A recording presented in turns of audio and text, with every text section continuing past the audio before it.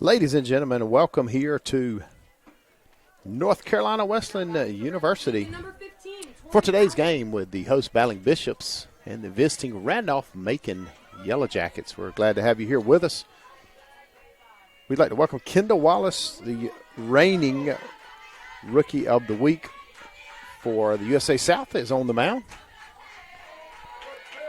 She, of course, is a freshman from Holly Springs, North Carolina. She picked up 2 wins this weekend, Saturday at Greensboro, and then oddly enough, coming in the 7th inning in relief on Sunday.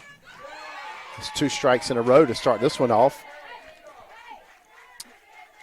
Wallace picked up a win slightly unconventionally on Sunday, again coming in relief in the 7th inning, as well as scoring the winning run. The Battling Bishops were down 2 in the last inning, scored 3 that inning. It was Kendall Wallace that did it, helping her own cause, as they say. Ball high, counts 1-2 now.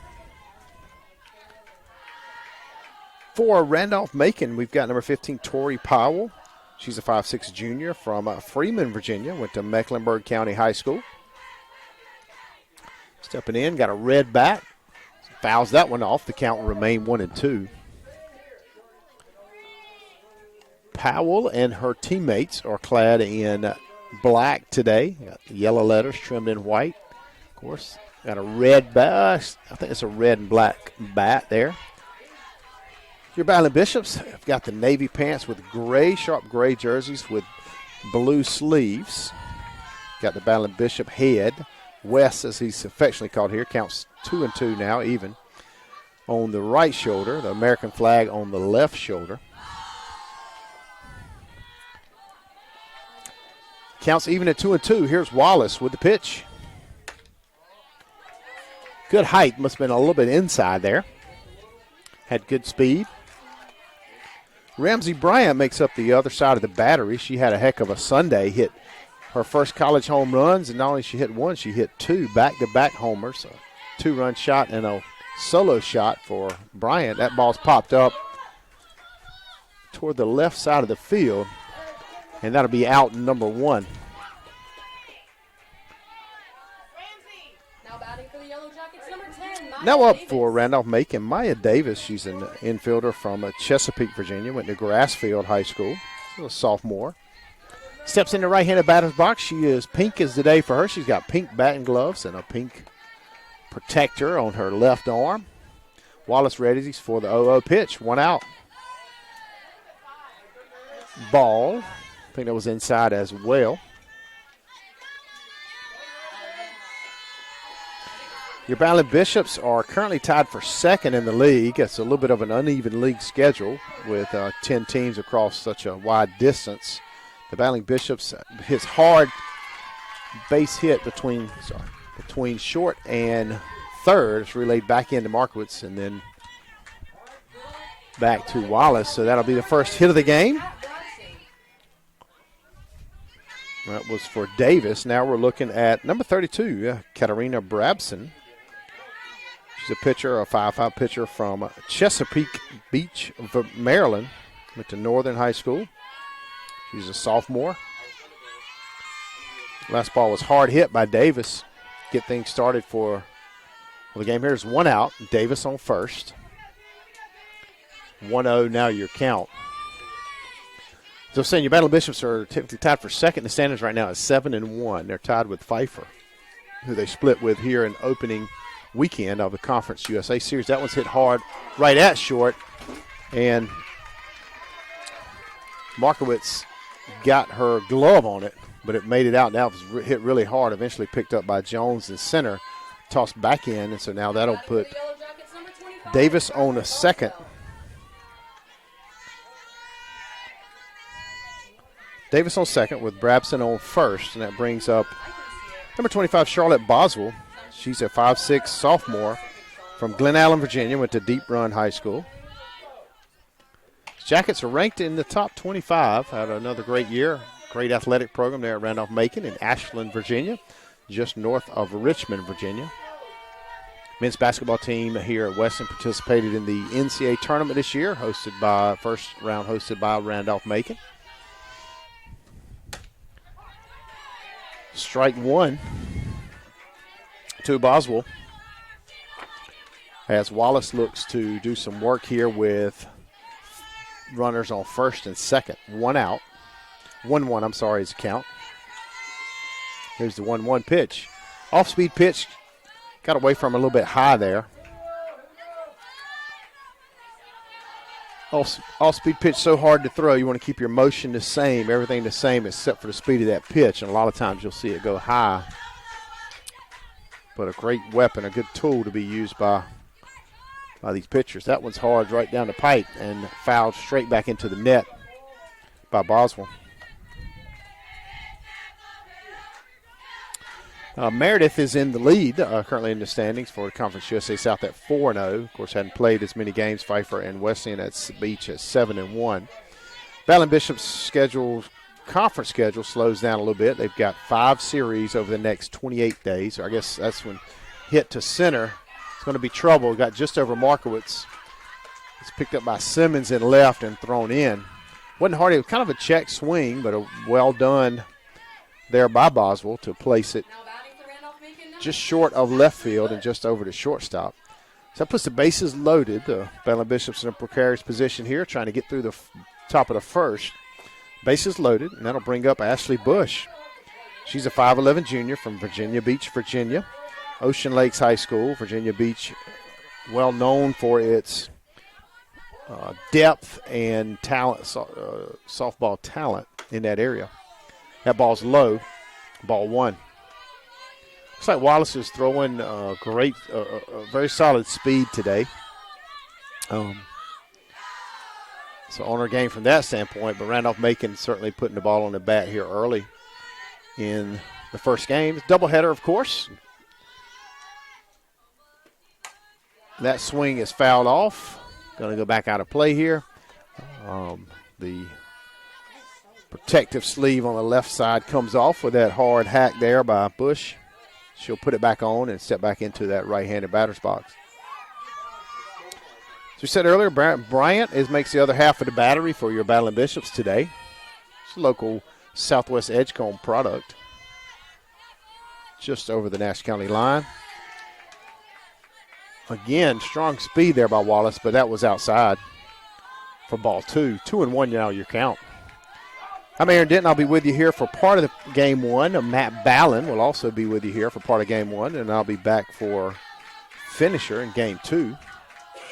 Excited about a lot of great softball today here at Edge Field. Off-speed pitch. Got a little high that time. That was really close, but certainly she's kind of getting the rhythm on that off-speed pitch. 3-1 now the count. Nowhere for Bush to go, so Wallace has to come to her here with a strike.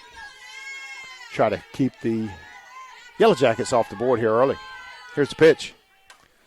Right down the pipe, fouled away by Bush.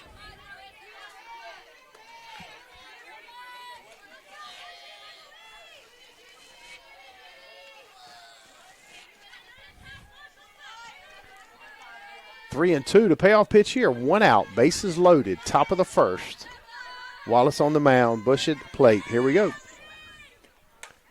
Thrown there. It was it could have been a strike. May have been a little high. Either way, Bush didn't want to take a chance at it. She fouls it off again here. I believe that's the 3rd foul of the at-bat. And we'll have another payoff pitch here. Again, bases loaded. 3-2 count. Here's the pitch from Wallace. From there hard, it's popped up, but it's going to be out of play to the left side. Definitely more on that. Bush gives a little smile to the coach down the third baseline. As she feels like she's dialing in, and Coach Brackett tosses in one of the fouls back to catcher Ramsey Bryant to the umpire. And we're ready for the 3-2 pitch again. Call comes in from the dugout. Wallace looks at her wrist, gets it off the wristband, takes the ball out of her glove, and here's the pitch. It was low. It's hit to center field. It's caught in center. There'll be no tag. The runner from third took off initially home. And because of that, there wasn't really a chance to tag because as the ball was being caught by Leah Jones in center, runner at third was running back to the bag.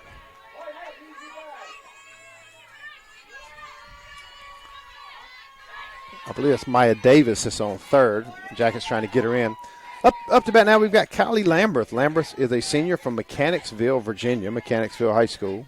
She's a senior. First swing is popped up. Going to pursue it, and it's going to fall about 3 feet behind the net out of play. Really high. I had to get up high to get over that, and then it's fouled away behind the plate. So that makes the count 0-1. Wallace got 2 outs. Bases are still loaded. Randolph Macon trying to break the ice, and Wesleyan trying to finish the first, top of the first. Off-speed pitch was in there. That was lower than average pitch. What a great pitch by Wallace there. That was what she was looking for on those 2 earlier tosses, and she got it there.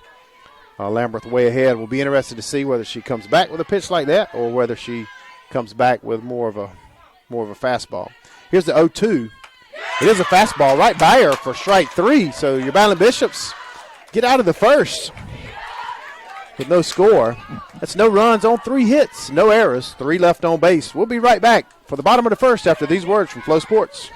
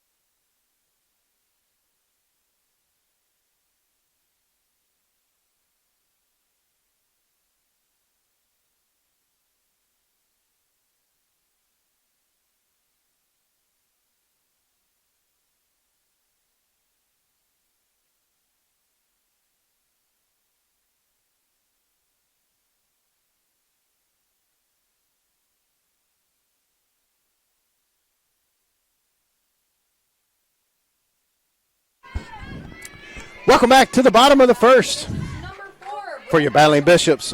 Brooke Markowitz, she had the game-tying hit in Sunday's second game of the doubleheader to send the game into a 7-7 tie in the bottom of the 7th, and she'll lead it off here before Reagan Holloman's hit brought Kendall Wallace home.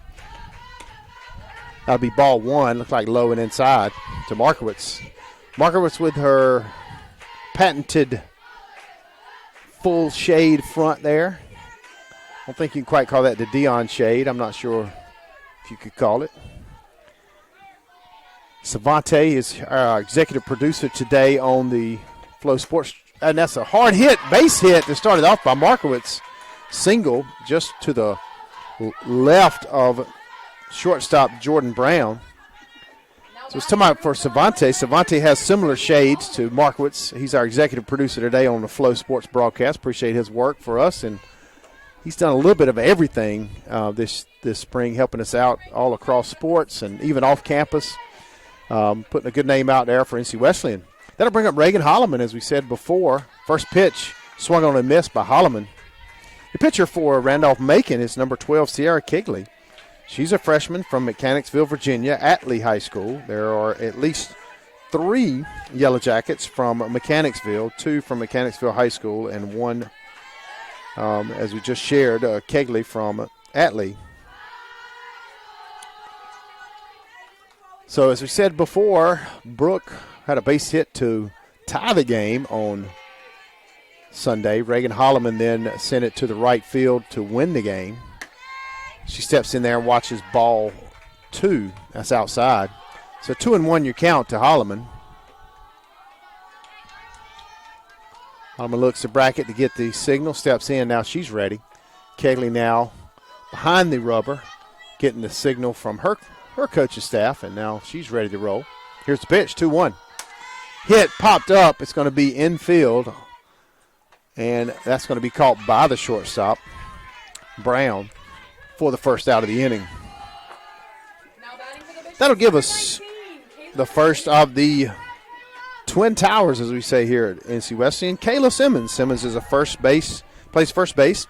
She's a senior out of Henderson, North Carolina, advanced charter. She is, as we said earlier, the first of two Simmons sisters here in the order, with Kaya Simmons playing right field to follow. Pretty special to be able to play with your sister. Pretty special to be able to play any of strike one looking to Simmons. Pretty special to play any college sport, much less to be able to play it with a family member. And to be able to do it well and to hit behind each other in the lineup is a pretty awesome feat for these ladies. And we're glad to have them here at Wesleyan. Here's the 0-1. It's swung on and missed. Just got a little bit under it. Fouled back into the net.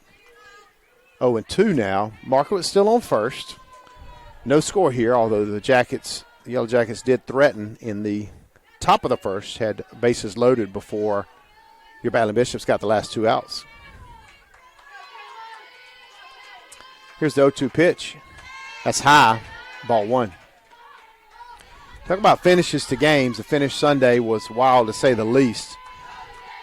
Battling Bishops were down 2 runs in the last chance in the bottom of the 7th after 2 outs, then proceeded to get 3 base runners and then several hits.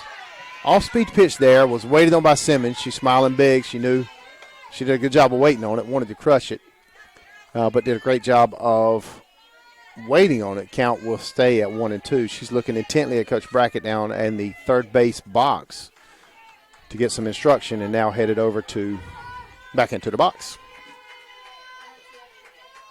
Here's the pitch. Ball, I think, is inside. The catcher holds it for a long time, looks at it. The other half of the battery today, that's Ashley Bush behind the plate for Randolph Macon Yellow Jackets. As we said earlier, she's from Virginia Beach, Ocean Lakes when she was at the plate. So that brings Simmons back here for the 2-2. Counts even now. 1 out. Markowitz on first.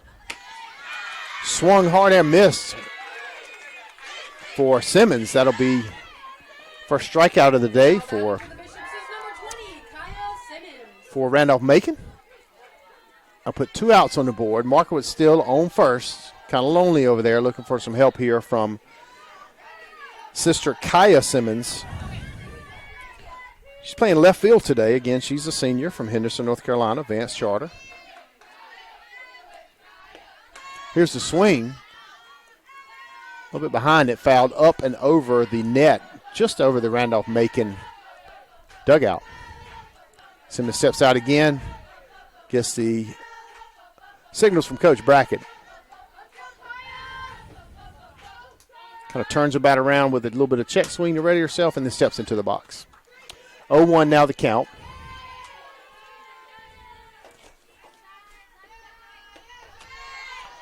Kegley high there, maybe outside, ball 1. Evens the count at 1-1.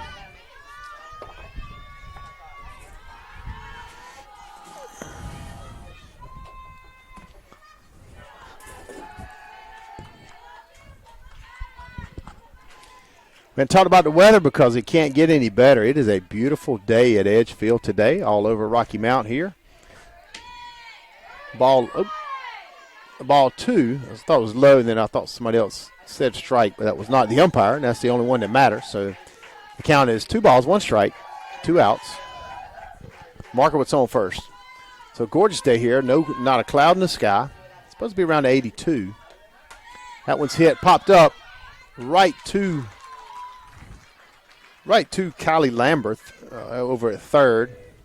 And that'll make the third out of the inning. There are no runs on 1 hit, no errors, 1 left on. We'll be right back for inning number 2 after these important messages from Flow Sports.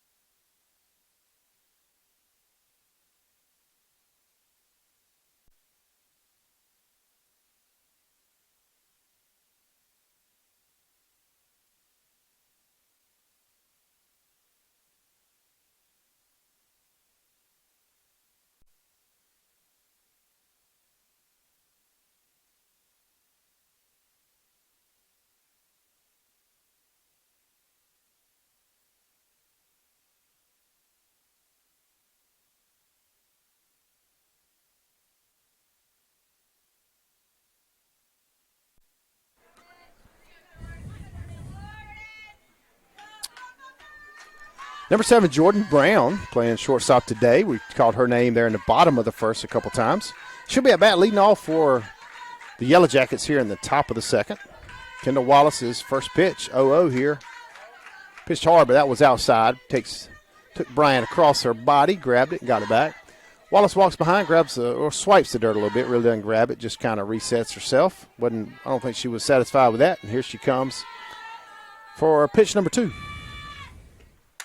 That was in there, fouled away for strike 1. So we've talked about the different motions of a lot of these pitchers. We've especially talked about the attitude. It matters so much, not getting too down, not getting too excited, just allowing that game. You can't get too excited if you throw a good pitch and it's not called a strike, or if somebody gets a hit or even a home run, you got to be able to continue with the next play. That mentality has served these Battling Bishops well. That's fastball for ball 2. That's high.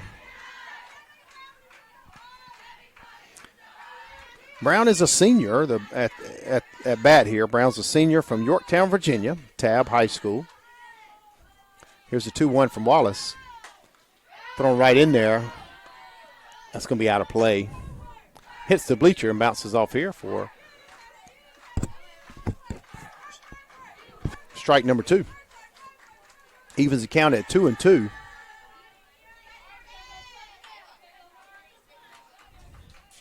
When the leadoff gets on, that's popped up, it's a huge difference in percentage as far as scoring. And you saw that in the first inning, even though the leadoff, the Battling Bishops got leadoff runner out, and then even though the Randolph Macon loaded the bases, they were able to get 2 more outs. Lexi Howerton, first time we called her name today, she catches a pop fly at second base. A couple weeks ago, she had a big grand slam for her first collegiate home run. Off-speed pitch there by Wallace to number 22. It's Reagan Hill. She's a senior from Hanover, Virginia, Hanover High School. Way ahead of that one. Smart pitch there by Wallace. So 1 out and 0-1 to count. Second pitch is hit hard in the left line there, and that's going to be a base hit for Hill. Got my broadcast partner / I guess you say tag team partner, kind of like wrestling. I don't know how many wrestling fans we got listening out there, but Matt Ballin is in the building. We'll probably trade off at the middle of this inning here. You're in for a treat with Mr. Ballin. He's fantastic. Meanwhile, right now at the plate, of course, we've got Hill at first. It's a slap right over, well placed over Savannah Bain's head at third. That was Alyssa Moharg. Moharg is a junior from Glen Allen, Virginia, and that'll be a base hit for her. It also moves, as importantly, moves Hill to second. Still 1 out. So it's a mirror of the first inning so far where Battling Bishops got it out, and then Randolph Macon proceeded to load the bases. That will bring up Tori Powell, turn the lineup over. Tori Powell was the leadoff batter in the first inning. Here's a pitch from Wallace. Swung on way ahead, fouled down the third base line.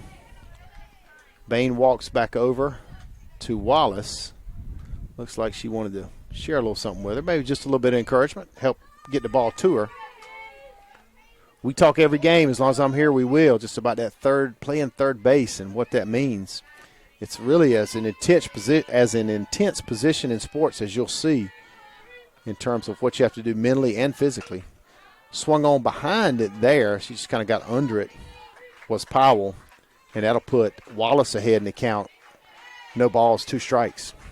1 out, runners on first and second. And no balls and 2 strikes.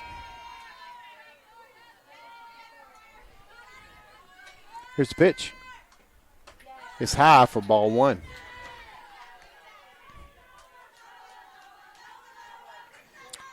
These early innings are very important. It certainly changes the game sometimes how it's played based on which teams are leading, not leading, if you can score early. So can't underestimate the importance of these early innings. Here's the pitch, 1-2. Swung on, popped up,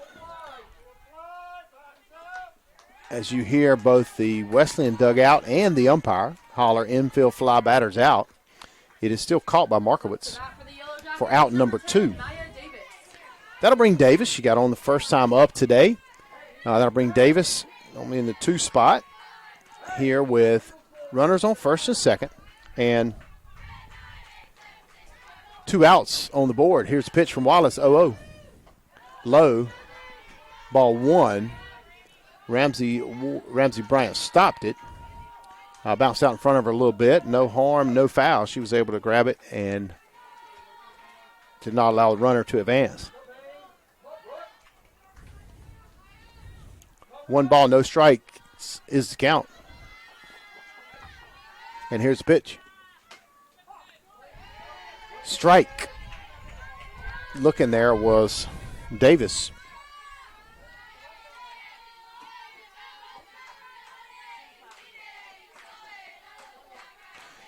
Two outs on the board. 1-1 your count. First and second taken. Pitch is high and outside for ball 2. Wallace shakes her head yes and taps her chest as if to say, my fault. I'm sure Bryant encourages her with the throw back. 2-1 now to count.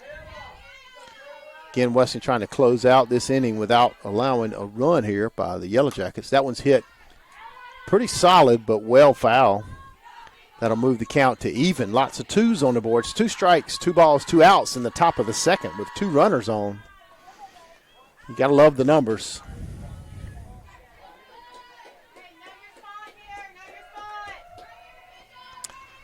You hear assistant coach Kayla Malivas say, know your spot, encouraging Wallace on the mound. And here's the pitch.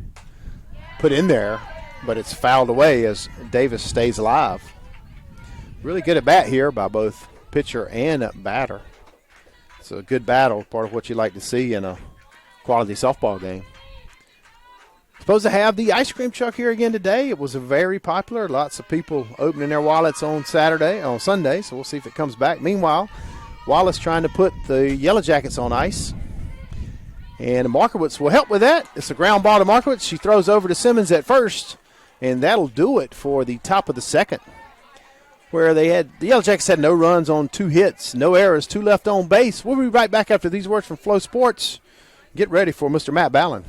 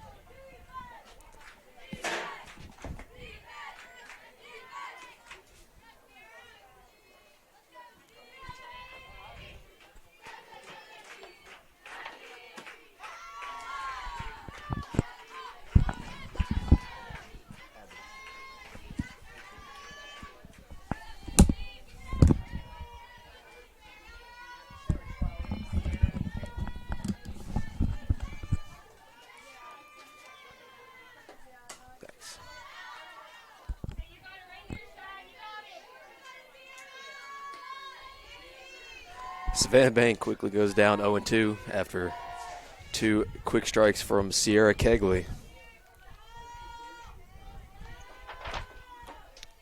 As the Bishops look to get on the board in the bottom half of the second, Kegley delivers a ball high to bring the count to 1-2.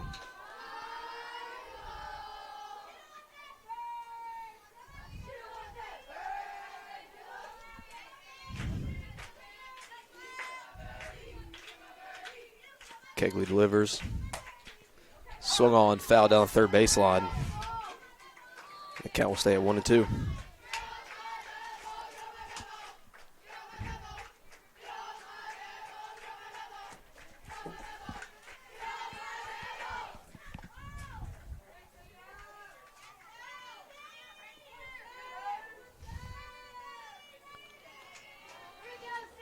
The 1-2 pitch again. Swung on, line to the shortstop for out number 1. Now batting for North Carolina Wesleyan, number 16, Kendall Wallace. That'll bring up the pitcher, number 16, Kendall Wallace. With 1 out in the bottom of the second.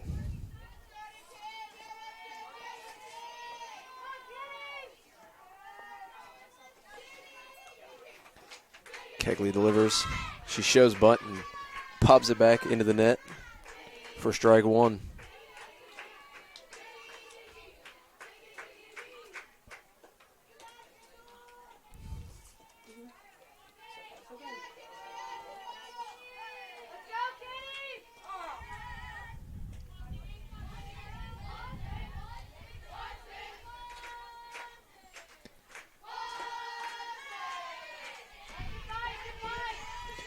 Ball swung on and missed for strike number 2.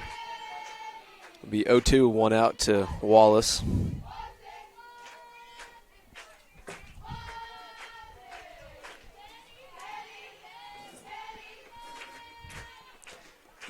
Kegley set, delivers.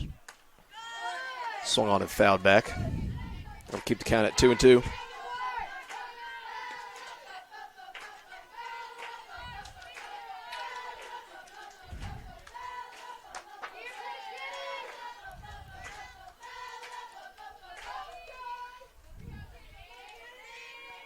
The 0-2. Taken high for ball 1. That'll bring the count to 1-2.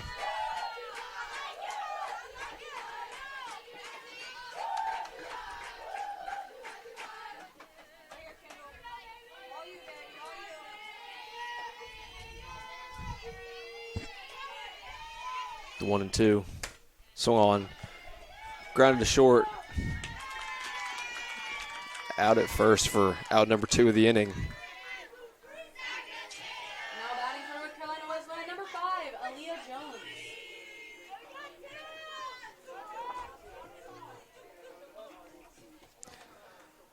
That'll bring up the senior from Vanceboro, North Carolina, Aaliyah Jones.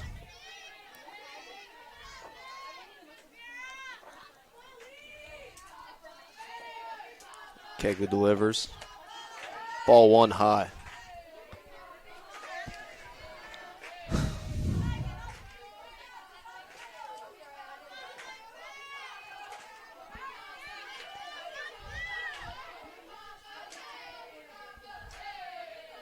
The 1-0 pitch to Jones. He cut on and missed, even in the count at 1-1.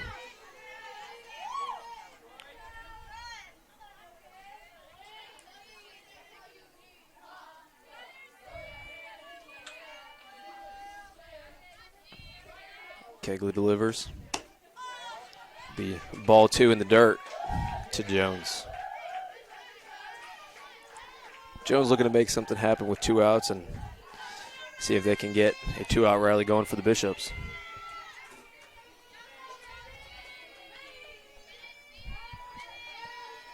The 2-1 be taken inside for ball 3. I'll bring the count to 3-1 with 2 outs at the bottom of the second.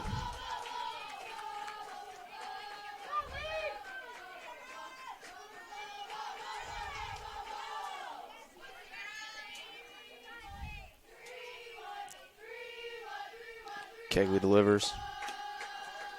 Be ball 4. Leah Jones will get a 2-out walk here. And the Bishops will see if they can make something happen. Now up to bat for the Bishops is number 00, Ramsey Bryant. That'll bring up 00 Ramsey Bryant, a Rocky Mount, North Carolina native. as Randolph Macon's coach will come out and have a talk with Sierra Kegley.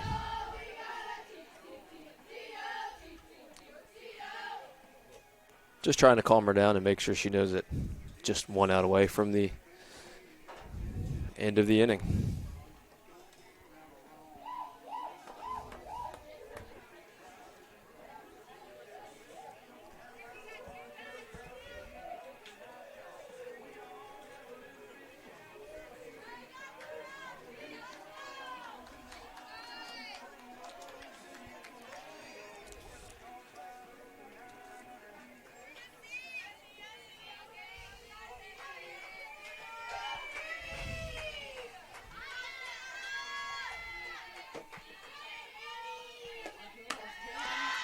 The 0 pitch swung on and missed.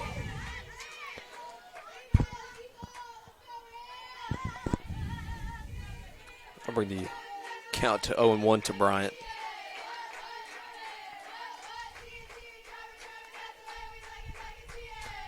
The 0-1 will be cut on, fouled back. Quickly 0-2 to Bryant.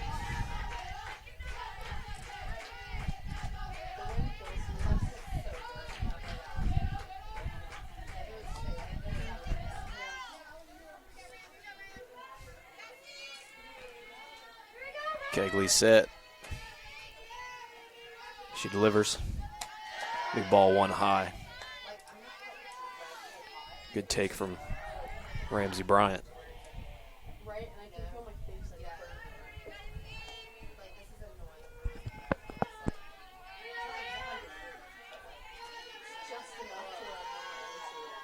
The 1-2 pitch. Yeah, he called ball high. Even in the count to 2-2 with 2 outs to Bryant. Jones on first.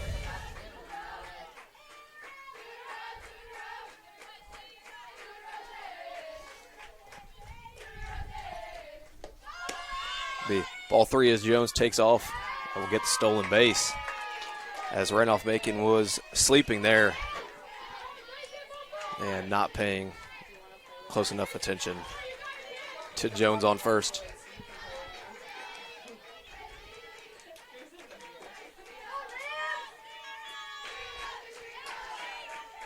Full count. Here's the pitch. Be called strike 3 to end the inning. So Bryant goes down looking a 3-2 count to end the bottom of the second. We'll be right back after these words from Flow Sports.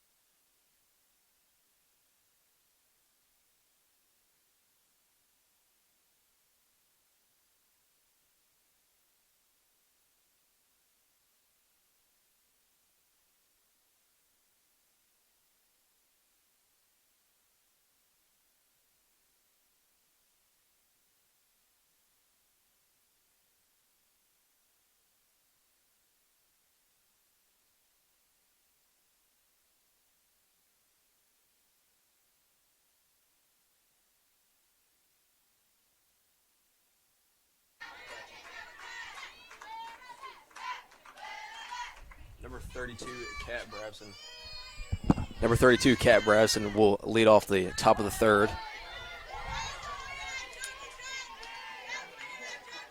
A sophomore from Chesapeake Beach, Maryland. As Wallace delivers the first pitch for strike 1. Brabson steps out and calls time.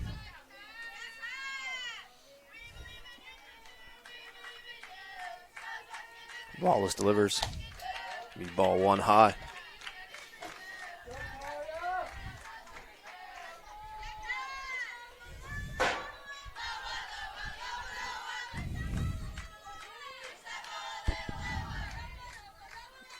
That'll even the count at 1-1 as Wallace delivers. Ball is cut on, driven into right center field. Jones tracks it down for out number one of the inning. Up to bat for Randolph Macon is number 25, Charlotte Boswell.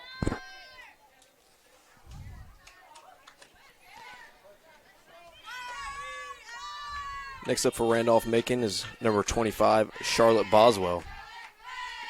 Wallace quickly delivers. And the ball is driven through the infield past Markowitz for the first hit of the inning. Now batting for the Yellow Jackets, number 6, Ashley Bush.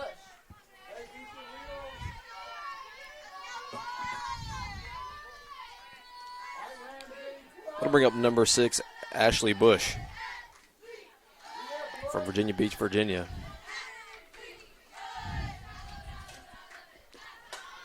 Wallace delivers. The ball is fouled off to the right side.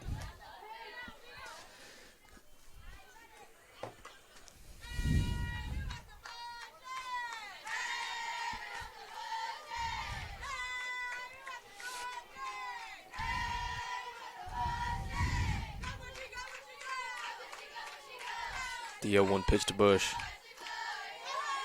Be low for ball one.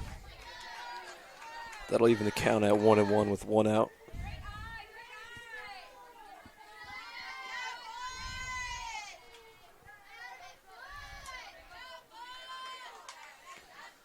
The 1-1 taken high for ball two.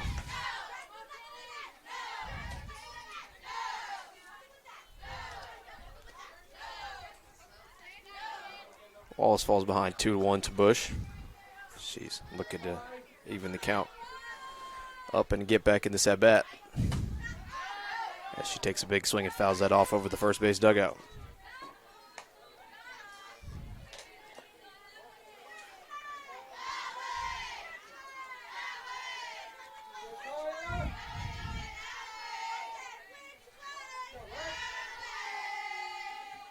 Wallace delivers.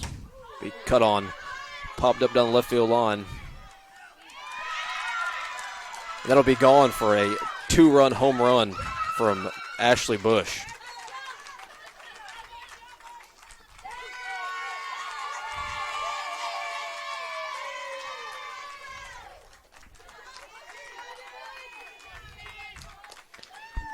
Randolph Macon strikes first in the top of the third with a 2-run homer. Now batting for Randolph Macon, number 3, Kylie Lambert.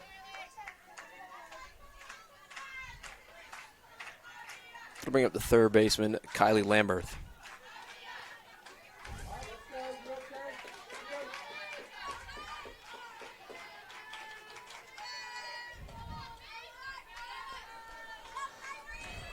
Wallace sits, delivers. Gets ahead 0-1 to start the at-bat.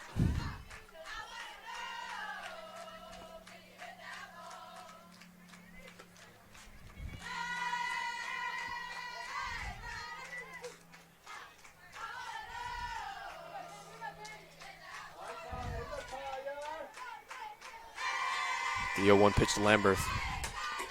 Be driven into center field.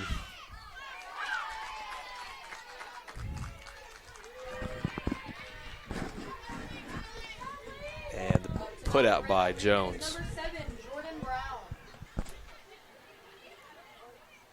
Gonna bring up the shortstop, Jordan Brown.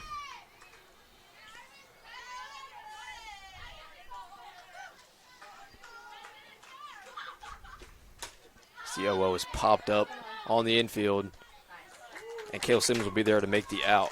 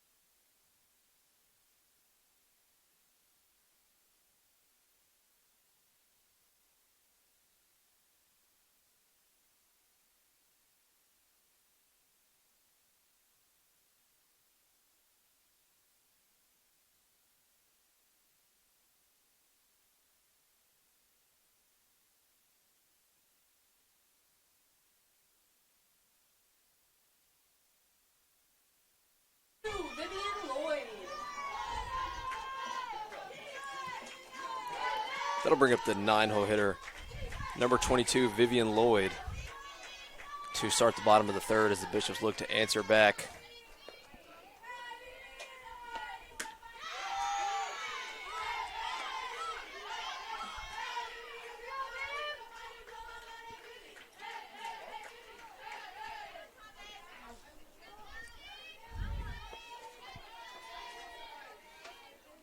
Kegley set, delivers. Swung on a miss. That'll bring the count to 0-2.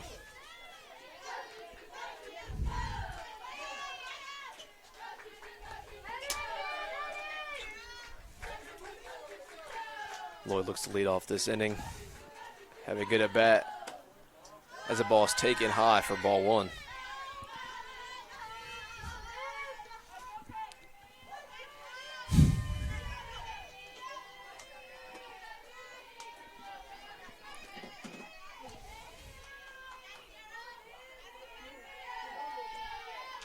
The 1-2 pitch to Lloyd. Be cut on, chopped to third base. And that'll be out number one of the inning. Now batting for North Carolina Wesleyan is number 4, Brooke Markowitz.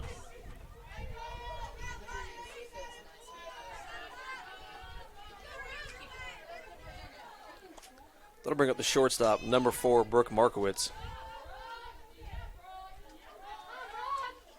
for the Bishops. The 0-0 pitch to Markowitz. It's taken in there for strike one.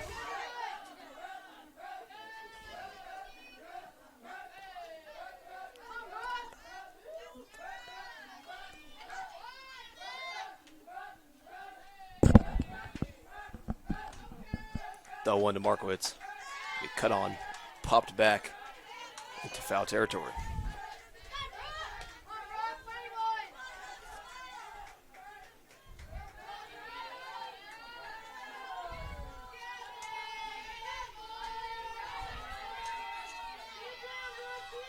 Kegley set, delivers the 0-2. They called strike 3 for out number 2 on the inning.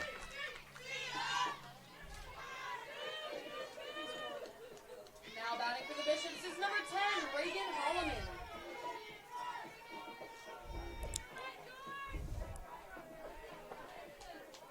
That'll bring up the right fielder, number 10, Reagan Holloman, as she looks to extend the inning for the Bishops.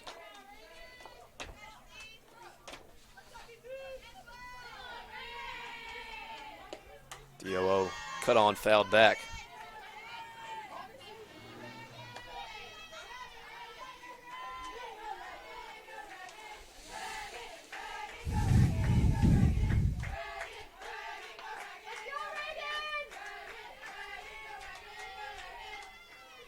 The 0-1 to Holloman.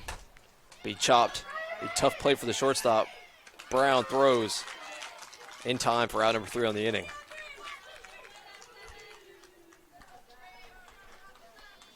So the Bishops score 0 runs on 0 hits with no errors and 0 left on base, as that'll bring us to the top of the 4th.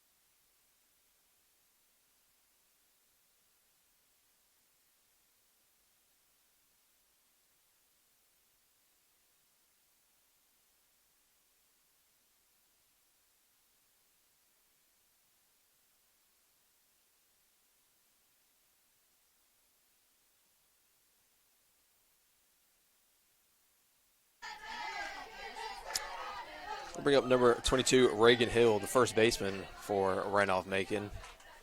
She fouls off a changeup for strike one down the third base side. Wallace delivers. Ball one low. Fastball down.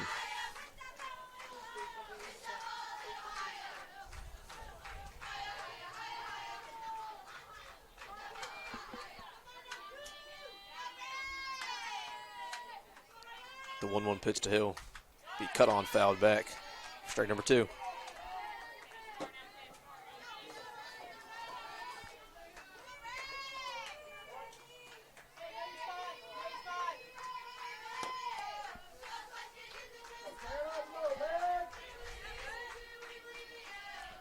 The 1-2 to Hill. Be popped up on the infield. Put out by Alexi Howerton.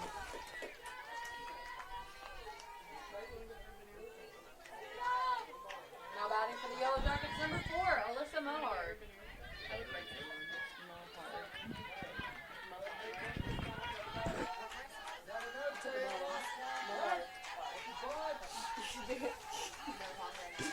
That'll bring up number 5.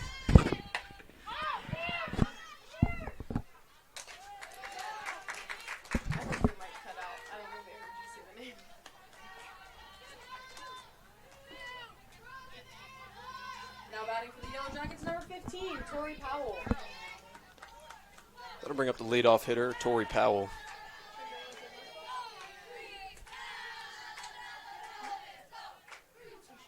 As Wallace gets set and delivers. Be a fastball high for ball one.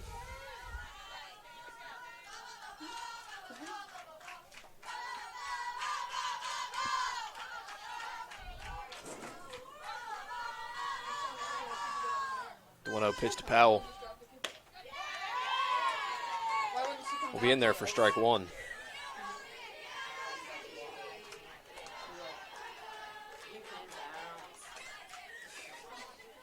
As Wallace evens count at 1-1. She gets set, delivers. Be grounded up the middle for the first hit of the inning. It's Tori Powell with a 2-out single to keep the Yellow Jackets inning alive. The Yellow Jackets, number 10, Maya Davis.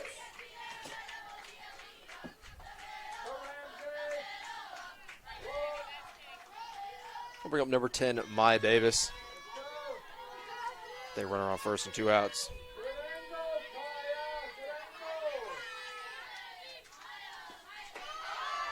She swings and misses.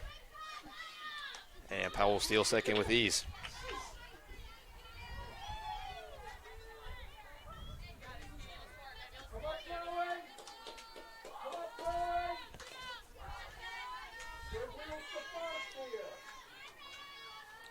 The 0-1 pitch.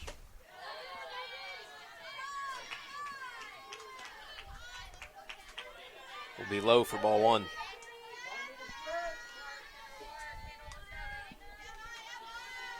Oh, my bad.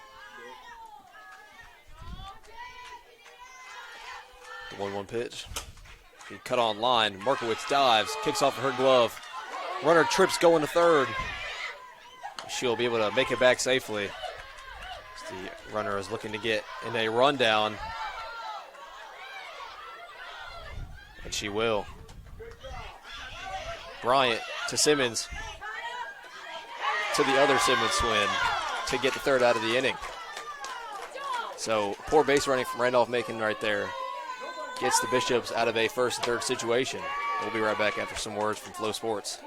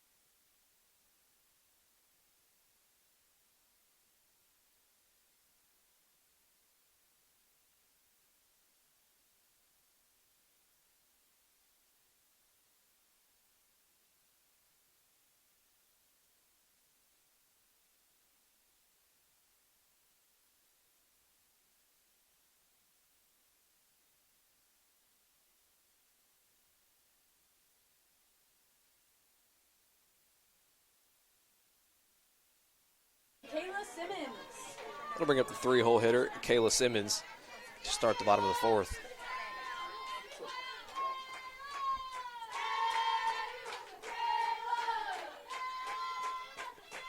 Kegley set, delivers.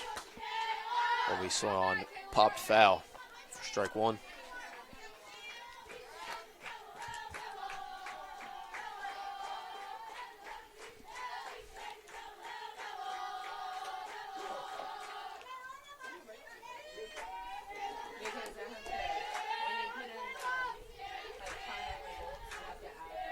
Yeah, one pitch to Simmons. Be popped up on the infield. That ball will be put out by number 3, Kylie Lambert. Now stepping up to bat for the Bishops is number 20, Kaya Simmons.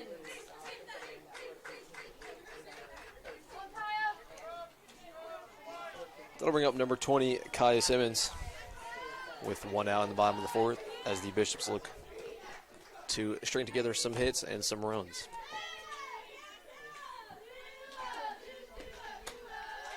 Ball is taken high for ball one.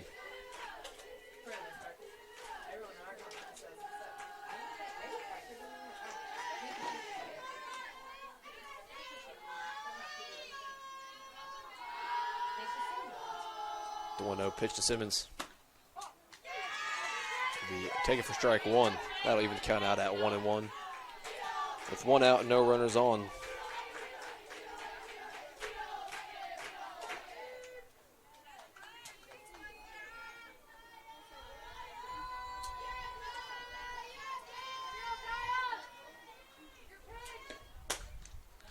Kai Simmons, hard grounder to short.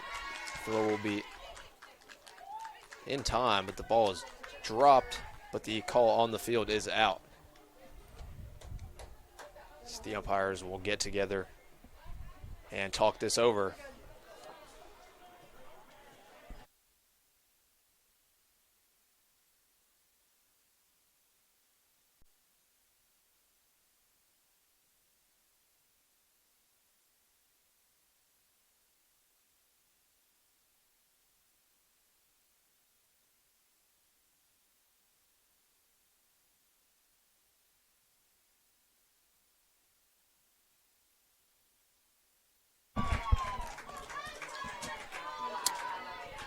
So Kai Simmons is called safe on the error from Reagan Hill, the senior from Hanover, Virginia.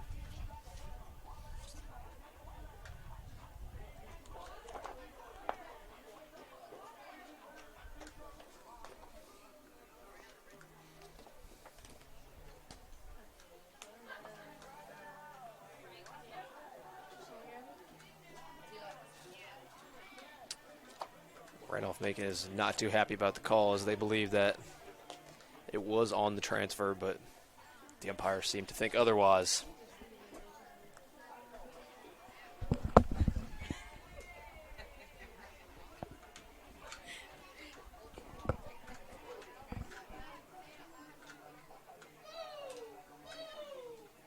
Why are you hitting the post for? Like,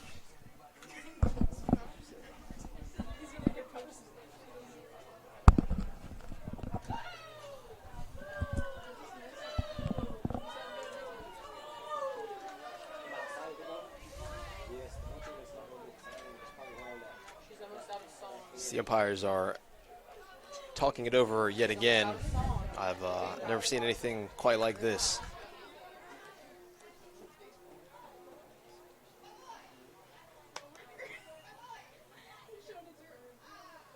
I believe the ruling on the field will stand.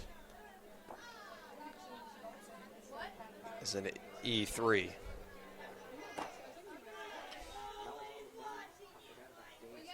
We'll bring in number 21, Samantha Hewson, to pinch run for Kai Simmons, as the Bishop looks to get some speed on base and scratch across a few runs.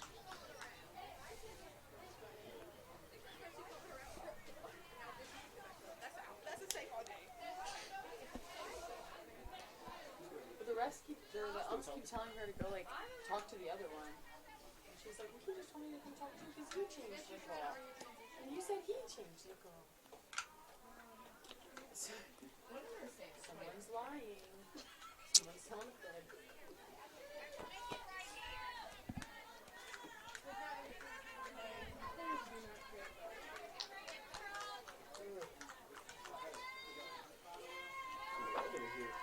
After a short intermission, that'll bring up number 13, Savannah Bain, with a runner on first and 1 out.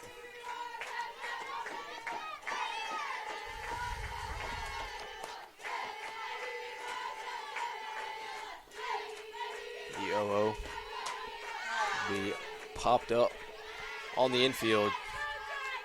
Number 7, Jordan Brown, with the putout.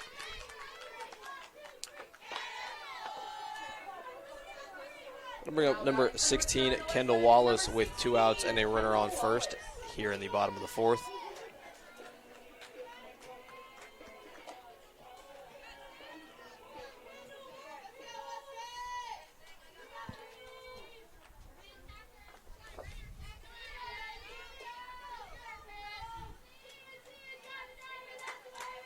The yellow pitch will be jam shot, caught at first base to end the bottom of the 4th. As the Bishops leave 1 runner on base on 1 error and no hits. That was an easy one to remember.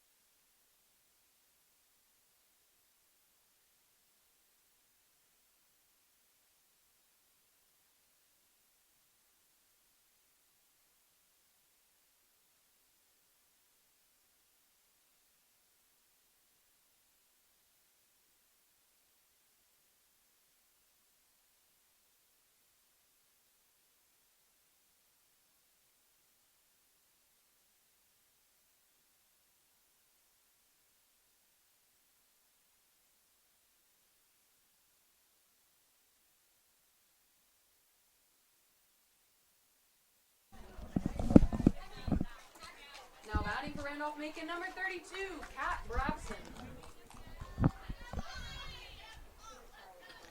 That'll bring up the designated player, number 32, Kat Brabson, to lead off the top of the 5th for the Yellow Jackets.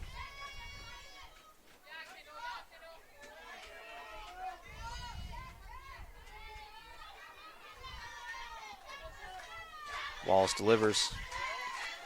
Be a fastball in there for ball 1 high.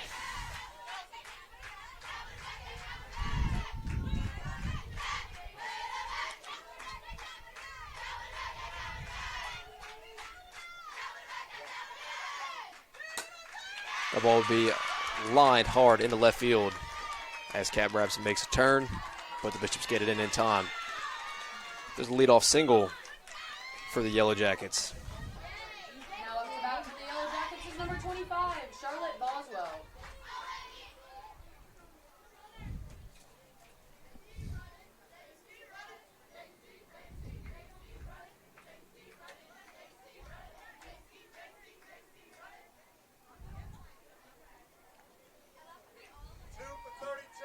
Thank you. I'll recreate whatever he does. Don't worry.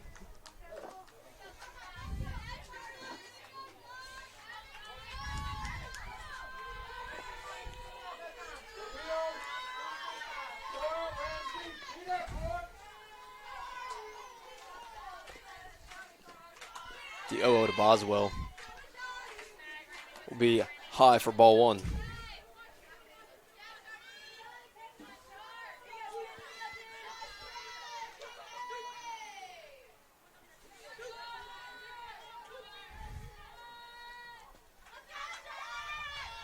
Ramos on first. The cut on missed. 32nd not in time. as she would be credited with a stolen base.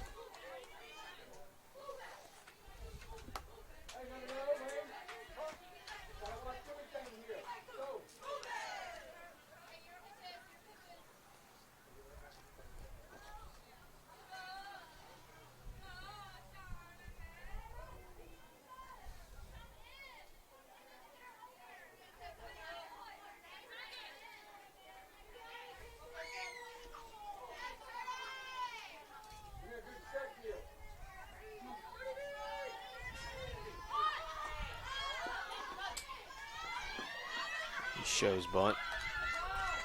Pulls back and the runner will not advance. Bring the count to 2-1 to the 4-hole hitter, Charlotte Boswell.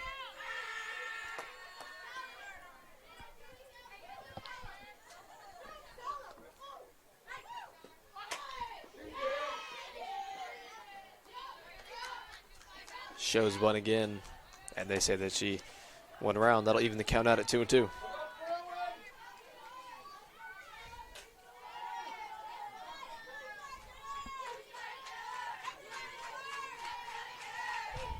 The 2-2 pitch to Boswell. Be driven into center field.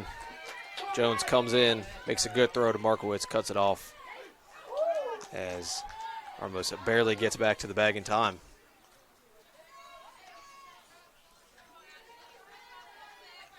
Now batting for the Yellow Jackets, number 6, Ashley Bush.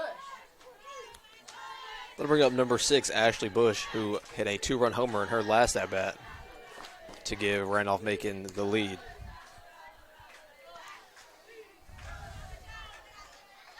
The 0-0 pitch from Wallace. Be cut on, lined hard into center field. Jones will be there for the putout. Makes a strong throw to third, but it will not be in time as Ramos advances. Up to bat for Randolph Macon is number 3, Kylie Lambert.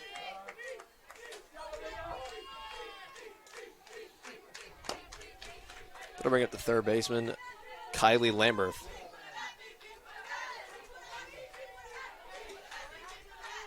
The 0-0 pitch. Be blooped into left field as Kaya Simmons cannot get there in time. That'll score another run for the Yellow Jackets on a 2-out single from Kylie Lambert. 7, Jordan Brown.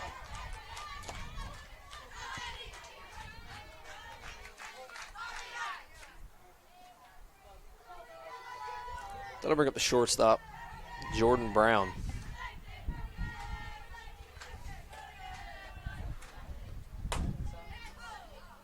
She takes a big swing and hits a foul ball on the third base line.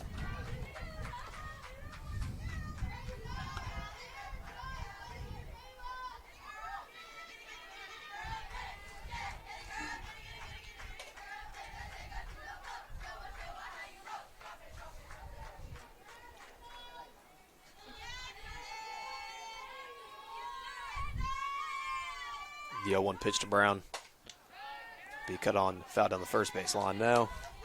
That'll bring the count to 0-2 with 2 outs. And Lambert leading off first.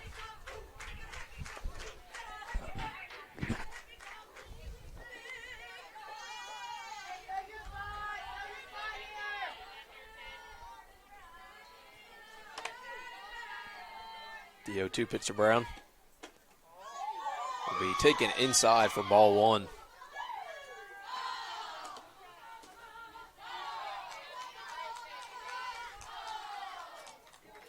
As Wallace seems to disagree with that call. As assistant coach Kayla Malivas will go out to the mound to calm down her pitcher.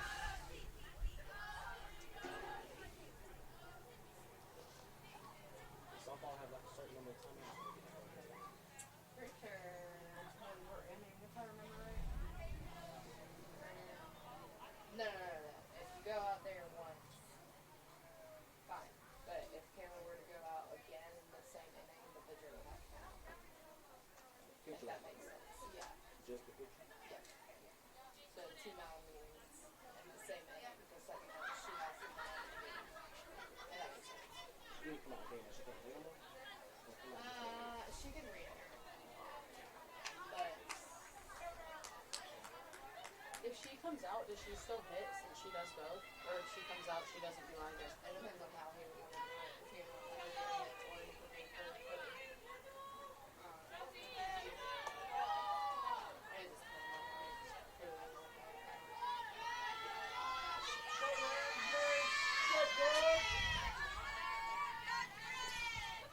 Wallace delivers. Be ball 1 or ball 2 down in the dirt to even the count at 2-2 with 2 outs.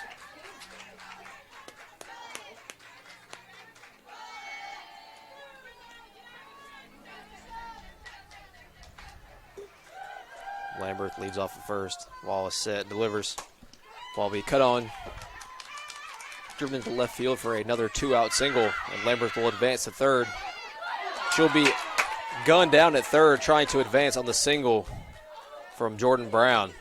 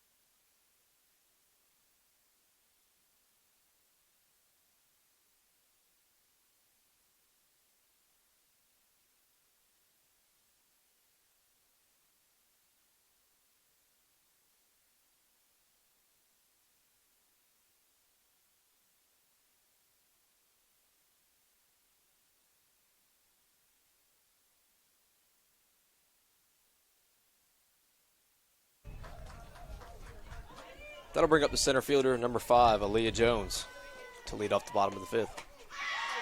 She took a big swing and a miss for strike 1.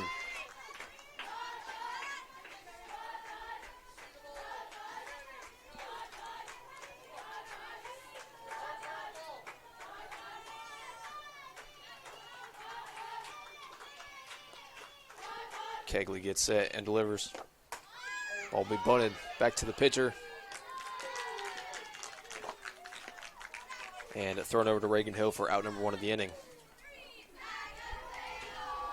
That'll bring up number 00, Ramsey Bryant. All batting for the Bishops, number 00, Ramsey Bryant. Quit pushing it, come on. That one felt a lot louder than the other songs. I know, it did. I don't know if that one, I don't know. The 0-1 to Bryant, chopped to Brown to Hill for out number 2.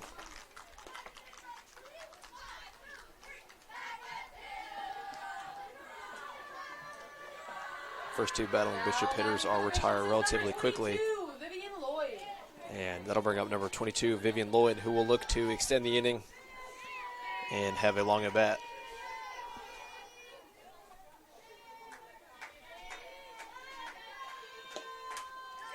She takes a big swing at the first pitch and fouls it back.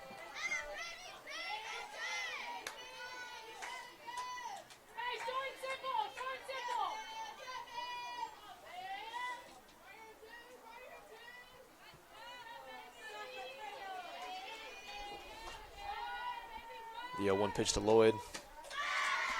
The cut on and missed. We're in the count 0-2 with 2 outs here at the bottom of the 5th.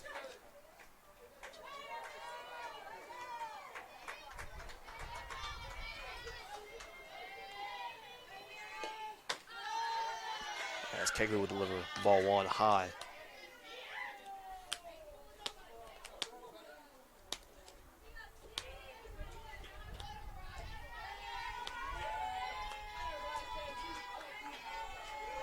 1 and 2.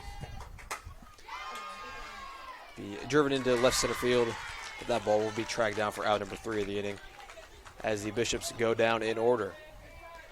That'll bring us to the top of the 6th as Randolph Macon leads 3-0.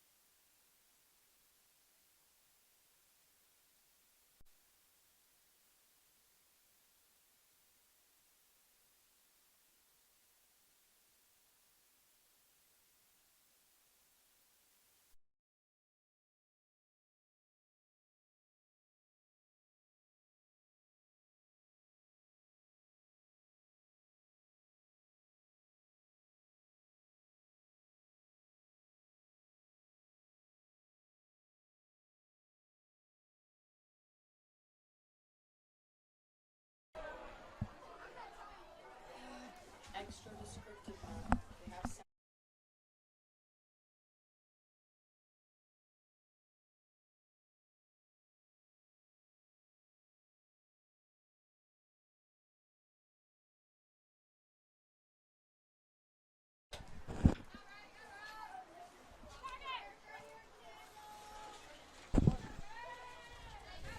That'll bring up the first baseman, Reagan Hill, to lead off the top of the 6th for the Yellow Jackets, as Wallace gets set and delivers. There'll be a changeup in there for strike 1.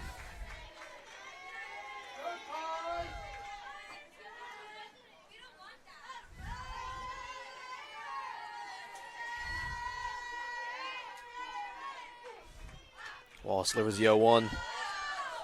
Be a changeup down and away for ball 1 to even the count at 1-1.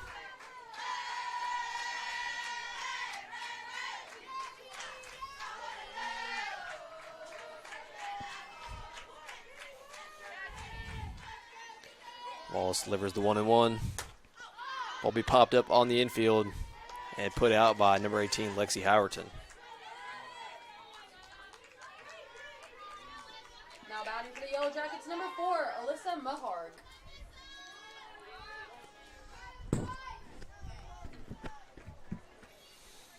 That'll bring up number 4, Alyssa Maharg, with 1 out in the top of the 6th. She shows bunt, pulls back on a fastball in the dirt.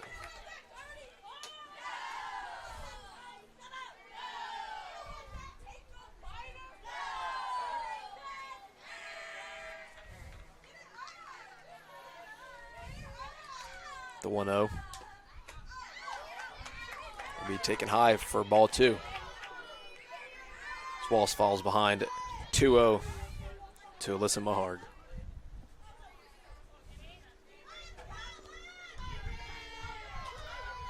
The 2-0 pitch. It'll be a fastball high for ball 3.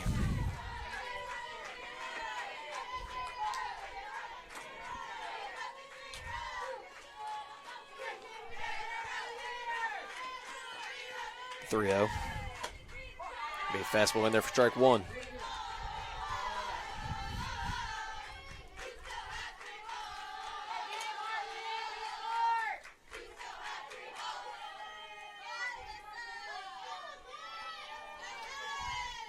The 3-1 will be taken high for ball 4 as Alyssa Maharg draws a walk.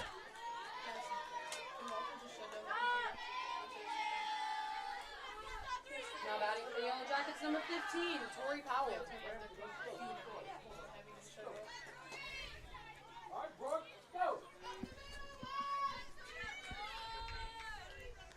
We'll bring up the leadoff hitter, number 15, Tori Powell.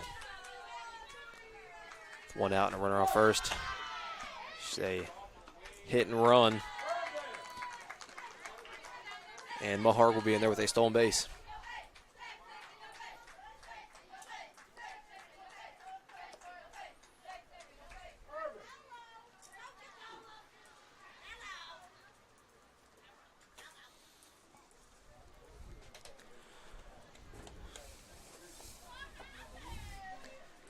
So Ramsey Bryant goes out there to calm down her pitcher with 1 out and a runner on second.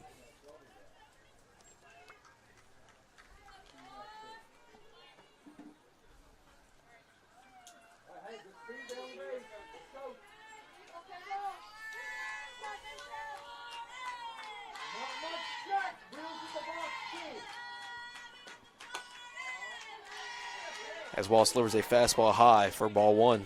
That'll even have to count at 1-1.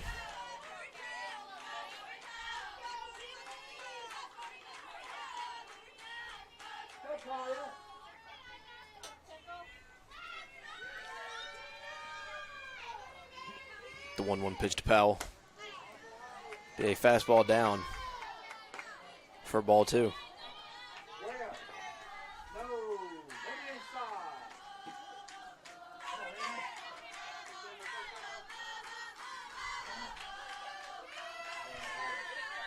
Powell gets a hit, 2-1.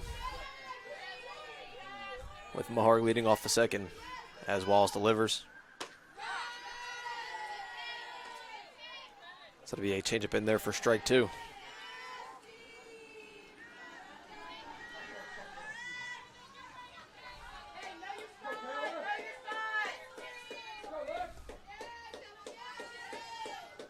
Wallace set, delivers.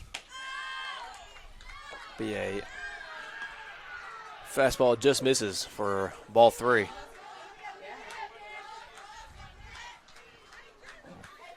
That'll bring the count to full with a runner on second and 1 out.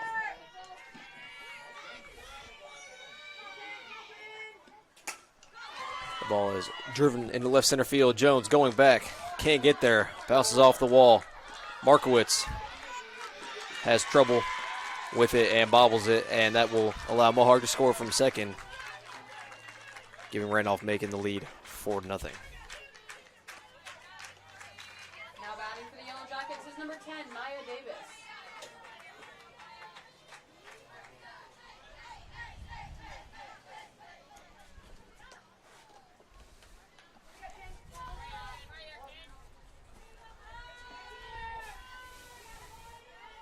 I'll bring up number 10, Maya Davis, hitting in the 2-hole here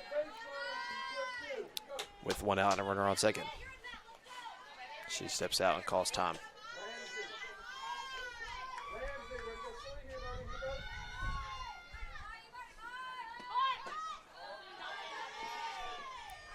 She shows bunt, pulls back for ball 1.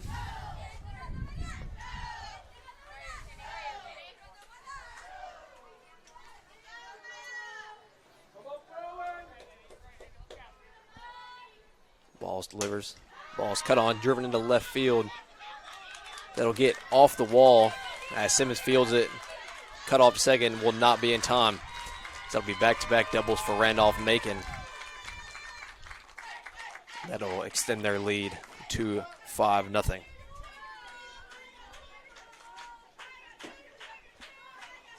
for Randolph Macon is number 32, Kat Brodson. That'll likely do it for Wallace. And it will. That'll bring in number 9, Addie Romanzik, in the top of the 6th inning. We'll be back after a short break.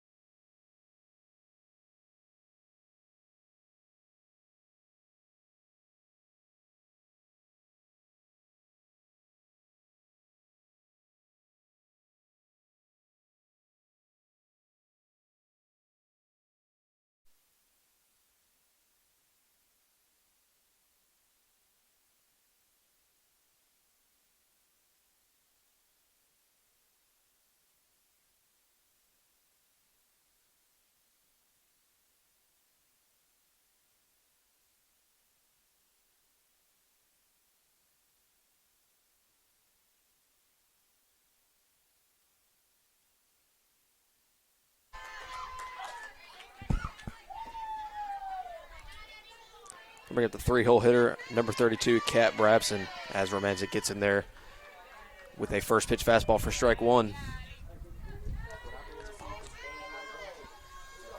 Romanzik delivers.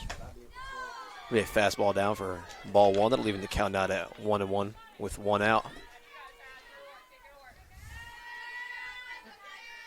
miles away.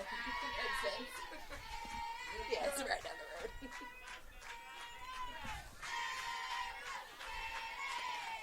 The 1-1. Check swing. No go to make the count 2-1.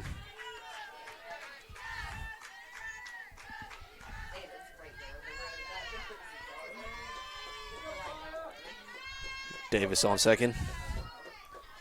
Brabson at the plate. Romanzik delivers. Ball be driven through the right side. Fielded by Holloman. That ball will be a great throw to stop the runner at third. That'll bring runners to first and third with one out. Now batting for the Yellow Jackets, number 25, Charlotte Boswell. For number 25, Charlotte Boswell.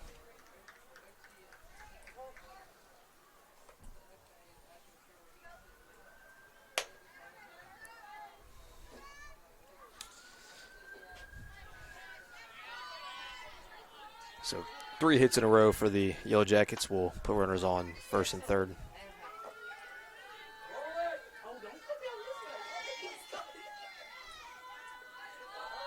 He just wants to watch some softball. As Brabson will take off and get the stolen base. Yeah, what if he's running that Boston?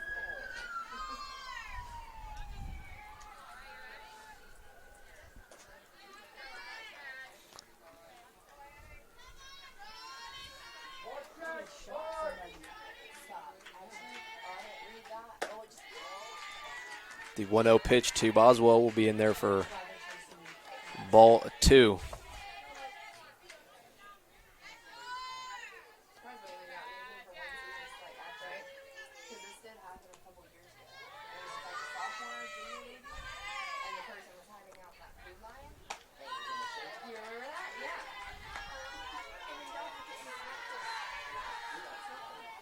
Romanzik falls behind 3-0 to Boswell.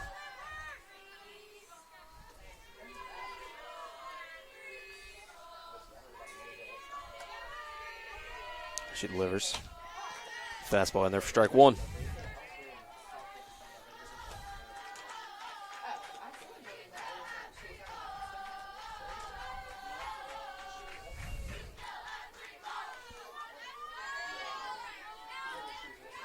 Three-one pitch to Boswell. Be driven deep to left center field. That'll be off the top of the wall as Jones gets it in quickly. Markowitz throws home. They will gun her down at home, but the runner will advance to third on the throw. So that'll be a RBI double for Boswell. Now batting for Randolph, Macon, number 6, Ashley Bush. That'll bring up number 6, Ashley Bush,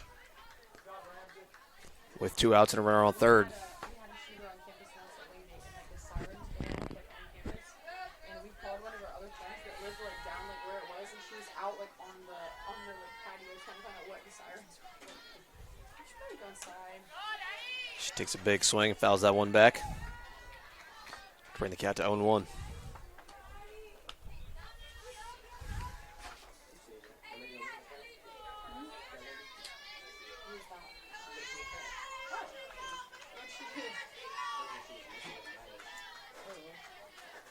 Manzik with the 0-1. Be a change up in the dirt for ball 1.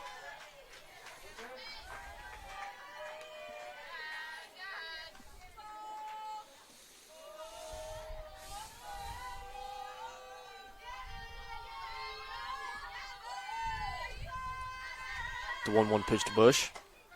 Be a fastball in there for strike 2.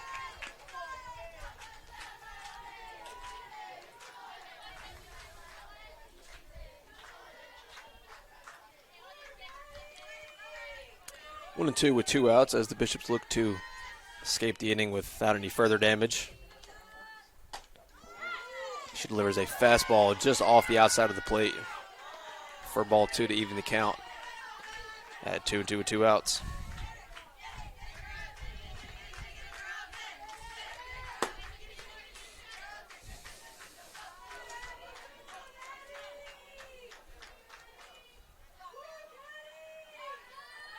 2-2 to Bush. A changeup cut on and missed to end the inning.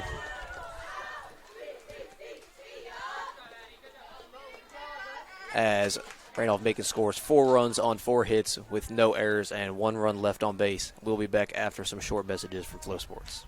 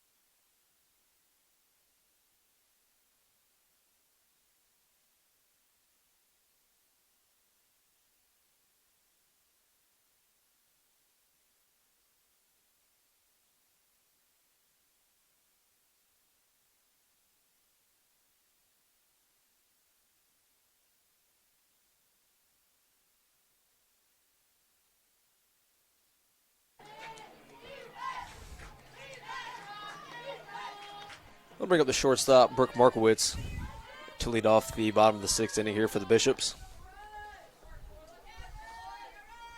As Sierra Kegley is still going strong on the mound for the Yellow Jackets.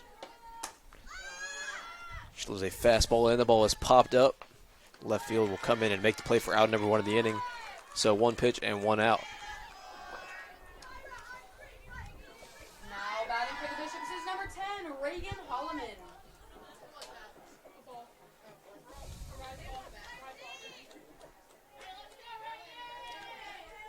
We'll bring up number 10, Reagan Holloman, playing right field for the Bishops today.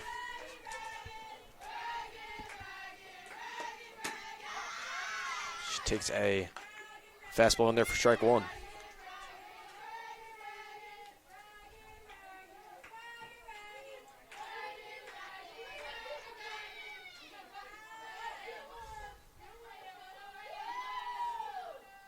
The 0-1 pitch. Change up in there for strike 2.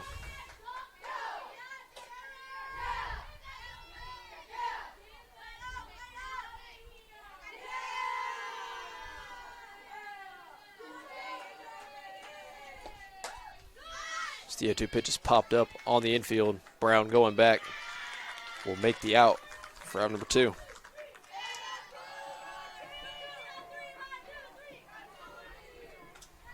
Now batting for North Carolina Wesleyan is number 19, Kayla Simmons.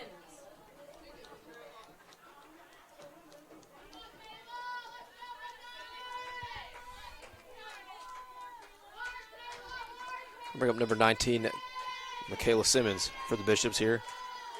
She looks to extend the inning. She takes a fastball high for ball 1.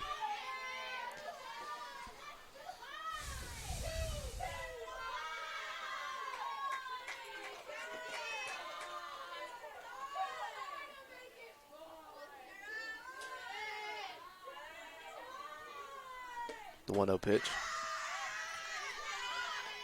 We'll catch the outside corner for strike 1.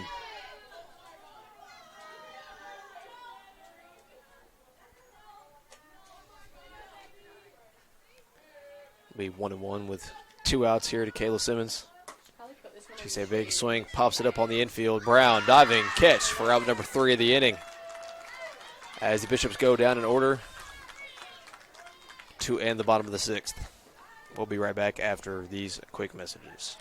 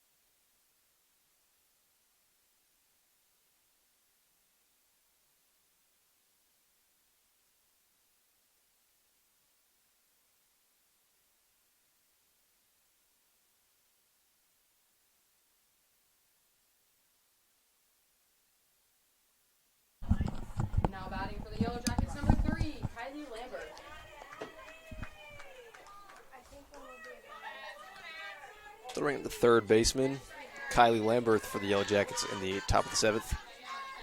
As the Bishops look to hold them here and then make a rally and comeback of their own.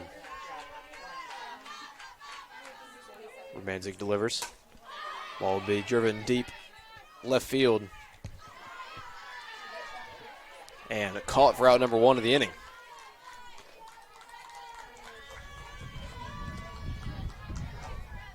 Now batting for Randolph, Macon, number 7, Jordan Brown. Gonna bring up the shortstop, Jordan Brown. After the 1 pitch, 1 out from Romanzik.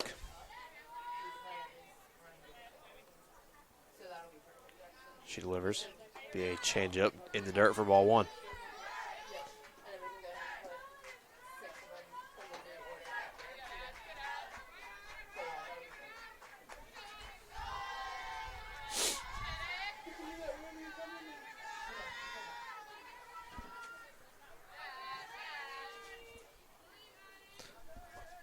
The 1-0 pitch. Be jam shot back to the pitcher. Throws over to Simmons. That'll be out number 2. Now batting for the Yellow Jackets, number 22, Reagan Hill. We'll bring up the first baseman, Reagan Hill. With 2 outs here, looking to extend the inning for the Yellow Jackets.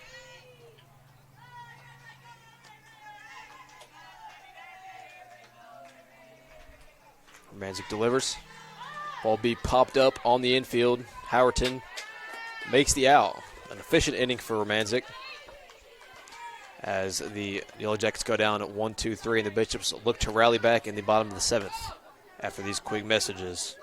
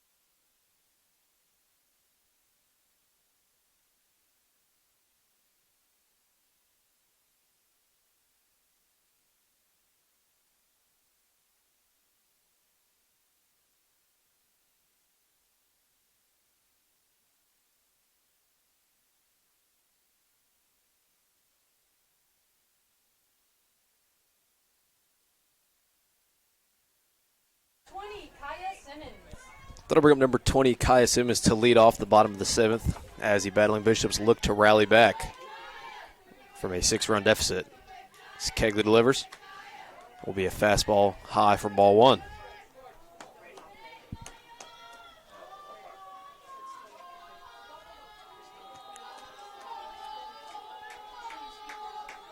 The 1-0 count, Simmons. Or strike 1.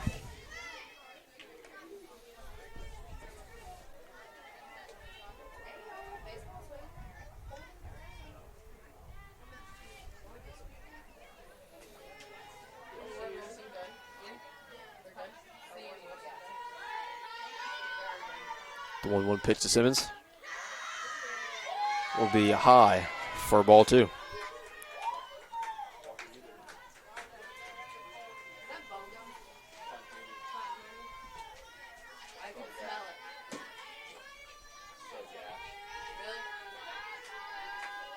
2-1 pitch to Kai Simmons. Be a ball away. Bring the count to 3-1.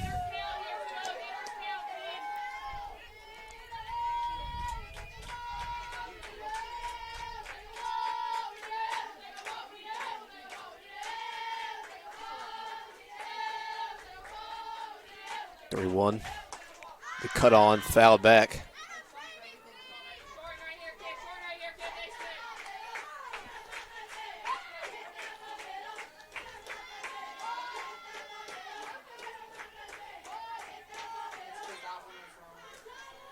We'll bring the count to full.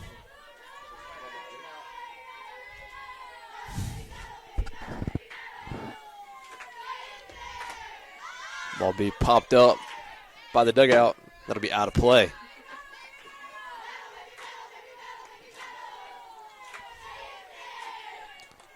We'll do the 3-2 pitch again.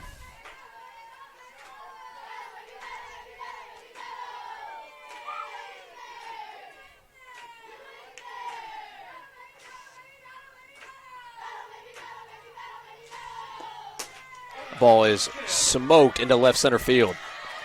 Simmons rounds first. And into second with a stand-up double to start off the bottom of the 7th.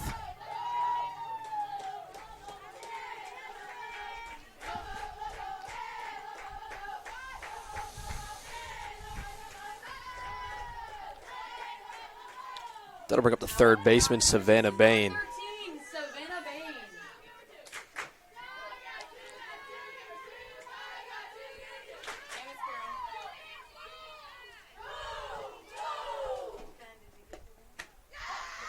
Kegley delivers a fastball for strike 1.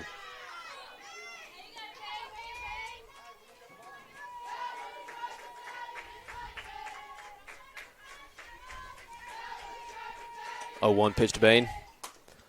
Be dribbled to the third baseman. Strong throw to get out number 1 of the inning.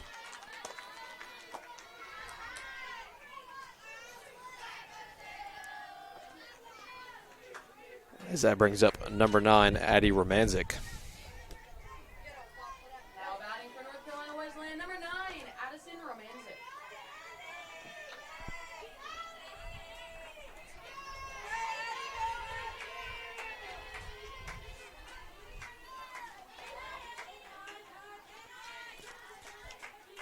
Kegley delivers. A ball high. 1-0 count with the runner on second and 1 away here as the Bishops look to battle back.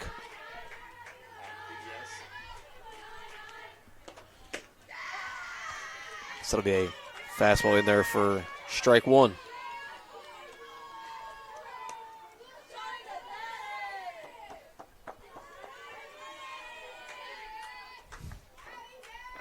The 1-1 pitch. Be cut on missed for strike 2.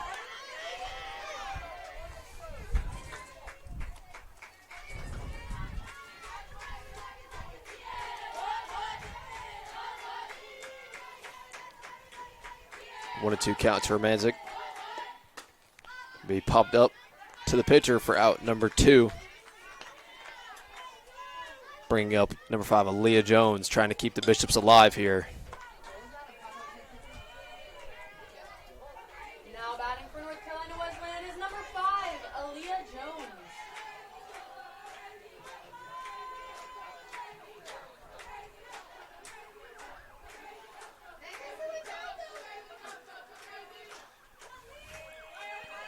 The 0-0 pitch to Jones. Be a ball high.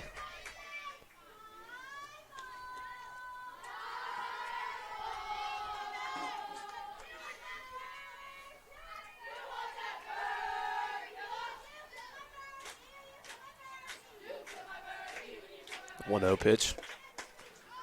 Be popped up, foul, out of reach. Even the count out of 1-1.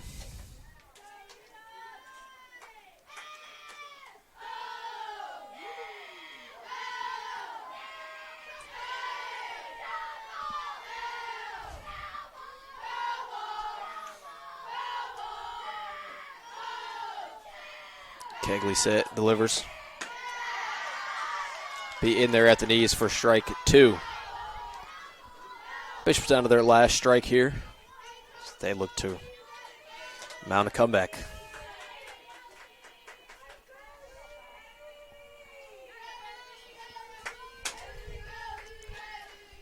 Set and delivers. Ball be popped up on the infield. Hill under it. Makes the play for out number 3 to end the game. As the Yellow Jackets take game 1 of the doubleheader 6-0, and we'll be back after a short break.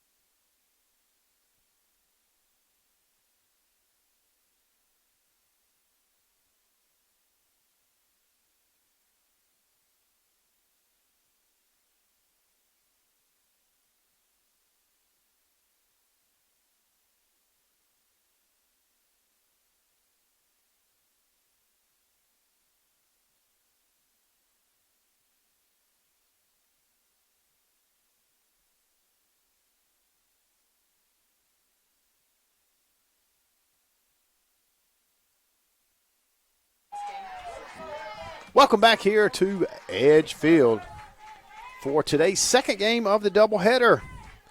On the mound for your Battling Bishops. For today's second game, getting a couple things straight here, making sure everything is straight on the computer for us to get rolling. When you get a chance, can you send me a picture of their ours and their things? Foul ball. It's a 1-2 count there for NC Wesleyan's Ava Strickland. Ava is a freshman from South Johnson High School from Benson, North Carolina. She has had a fantastic freshman season. We got several freshman pitchers that have just starred for the Battling Bishops this year. Tori Powell is leading off again for Randolph Macon. That evens the count at 2-2. Ava has been a stalwart, as we said earlier, for the Battling Bishops. One on Saturday and a big doubleheader. One of two games on Saturday afternoon. That's full count now. Powell works Strickland's count to full, 3-2. In the lead off here in today's second game of the doubleheader.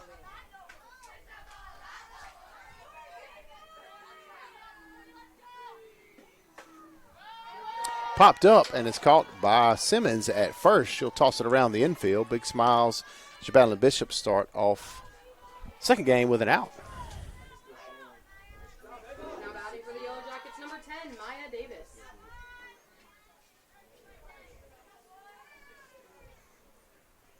Maya Davis stepping in for the Yellow Jackets. Umpire cleans the plate. Strickland asked for a moment with the umpire. The other half of the battery today is Kaylee Wharf. She's been the primary catcher for Strickland. Done a fantastic job as well. Wharf is a freshman from Chatham Central High School. Got everything straightened out there. Now Wharf back behind the plate. Strickland is back on the rubber. Davis is in the box, and we're back to action here with the 0-0 count, one out on the board.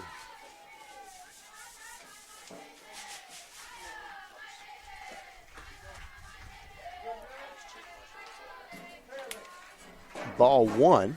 I think the Bishops were satisfied with that pitch, but it will be ball one.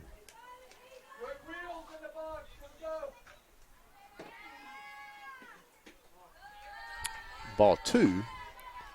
Davis steps out, nods to her coach. Strickland walks back, picks up her chalk bag, tosses it down. Now she's ready to go. Here's the pitch. Strike looking. Pretty pitch there for Strickland.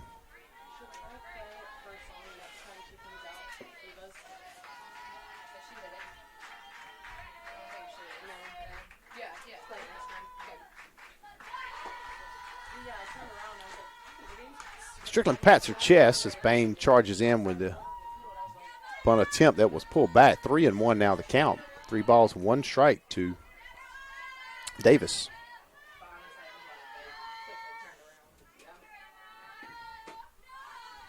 That'll be ball 4. Davis will take her base.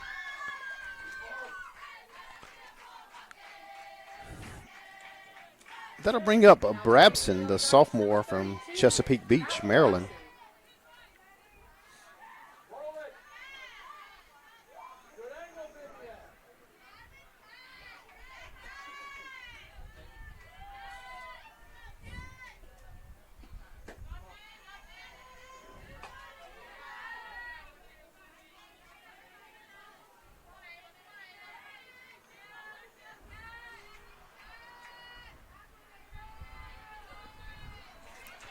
First pitch is a ball, 1-0 here. Strickland trying to gather herself on the rubber there. Kind of paused briefly. Now she's back set. Picks it above her head, rocks back, slings forward. Nice pitch there, snagged by Bain. Out at second, safe at first. Looked like she was out, but a good effort there by Barbson to beat out the throw. Bain stretched up really high to grab it, turned and slung it to second. Got the lead runner, Davis, Bravson did make it to first. However, 2 down now for your Battling Bishops. Runner on first. Number 25, Charlotte Boswell, 5'6" sophomore. Steps in, hits it hard. Off the end of the bat, actually to Howerton. Howerton slings it over to Simmons for the 3rd out of the first inning. That'll bring up your Battling Bishops here in the bottom of the first. We'll be right back after these words from Flow Sports.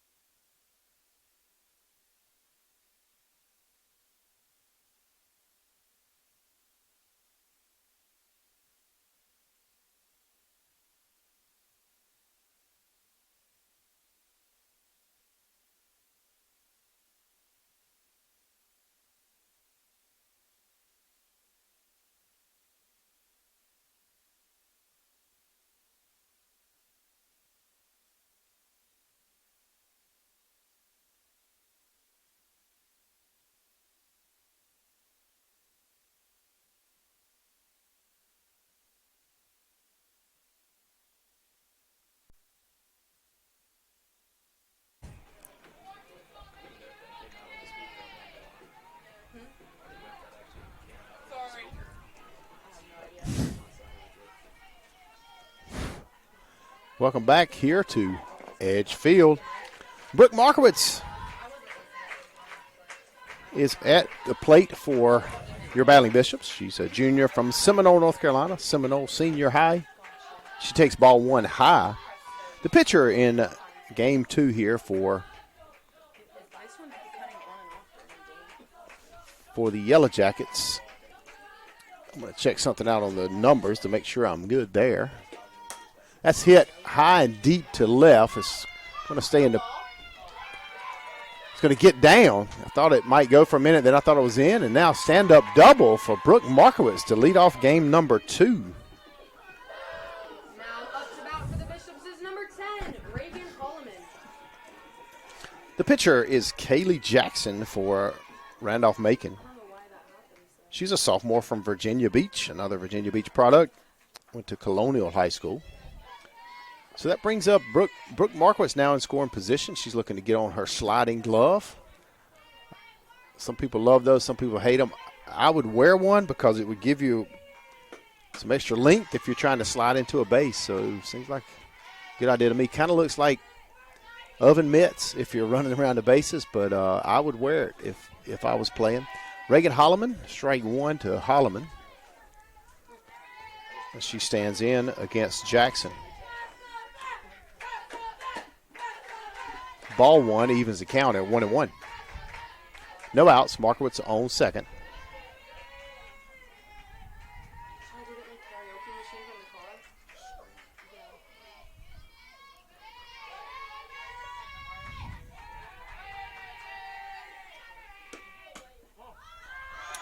Ball, I believe, is outside there. Jackson wanted that call. Did not get it.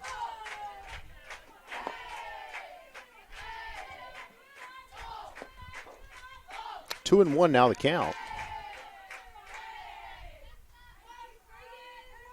Jackson spins the ball. Now she's ready to deliver. Here's the pitch. Ball 3. I think that was outside as well. I don't have the best view of where the ball's inside or outside. I can't always see the catcher from where we're stationed. But from what part I could see, I think that's what it is. You've got a better view at home, hopefully, with the bird's eye view from center field there. 3-1 to count. Markowitz on second. Ball low. Puts Holloman on first. And that'll bring up Kayla Simmons, the senior. North Carolina Wesleyan, number 19, Kayla Simmons. Steps in while Ashley Bush, the catcher, a junior from Virginia Beach, steps in front of the batter. Shares some words with the defense. Now Simmons steps in, and she's ready for the delivery from Jackson. Ball low.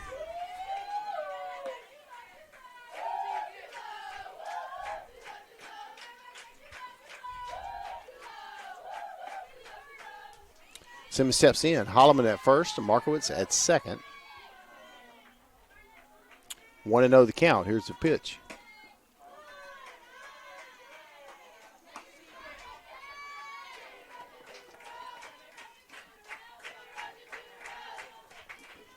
I think Jackson is close, and I'm not sure how to describe it. She looks frustrated, and also she's not got upset. You know, she's really kept herself composed out there. You know, I could tell that some of those calls she wanted that were called balls, she wanted strikes. So credit to her for keeping her composure out there. And I think Coach just wanted to take a timeout to probably encourage her as well. For the Battling Bishops, it puts a 2-0 count to Simmons. Holloman on first, Markowitz on second. And certainly either of the Simmons sisters can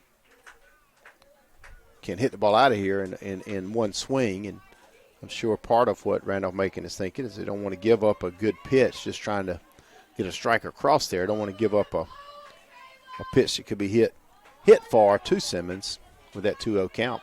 Anyway, we're back to action. As we said, Markowitz on second, Holloman on first. And Kayla Simmons at the plate. Here's the 2-0 pitch. Thrown in there for strike one.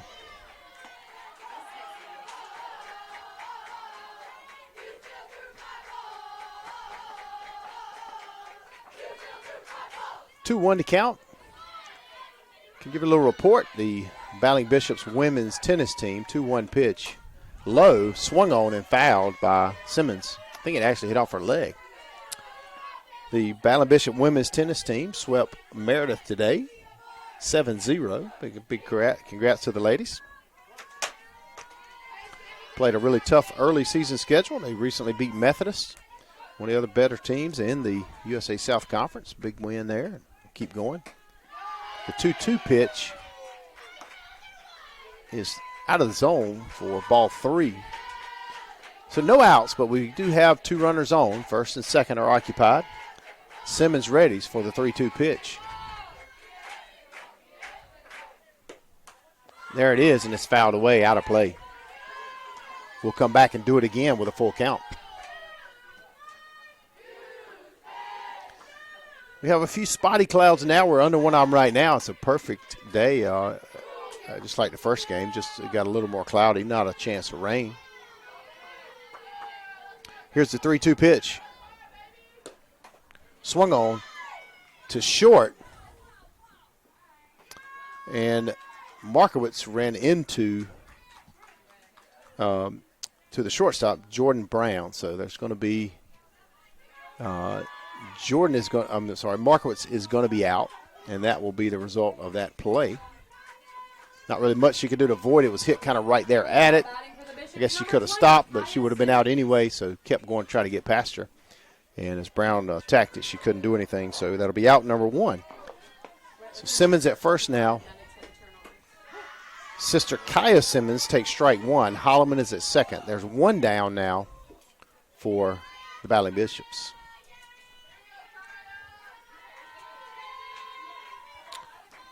Jackson ahead 0-1 in the count. One out. Here's the pitch to Simmons. Swung on, driven right back to the pitcher. Pitcher turns, throws the third in time. Out number two. So Simmons and Simmons now on first and second. Holloman out at third. That'll bring up sophomore Savannah Bain. You hear the Let's Go Bain chant.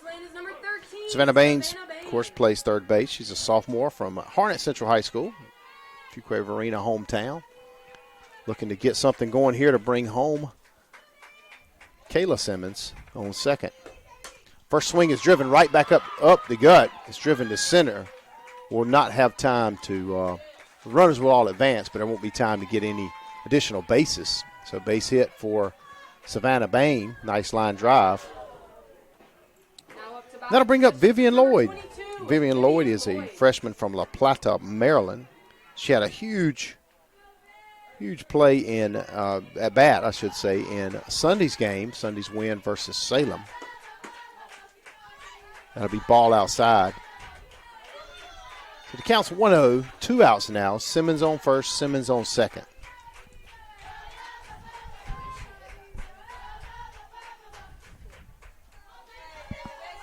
One-0 count, 2 outs.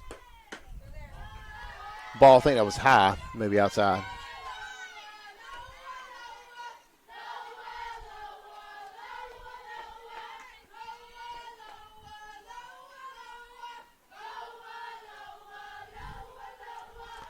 Here's the 2-0 pitch.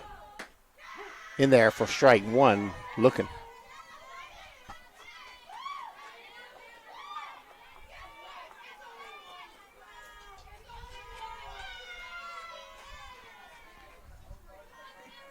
Two outs, first and second. 2-1, swung on, fouled back by Lloyd into the net. Evens the count at 2-2.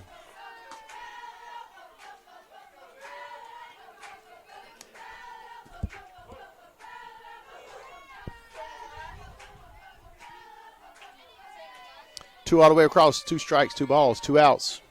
22, Vivian Lloyd at the plate. Here's the pitch. It's not popped up, it's kind of lined, but it hits off of the building. Foul, the count will remain 2-2.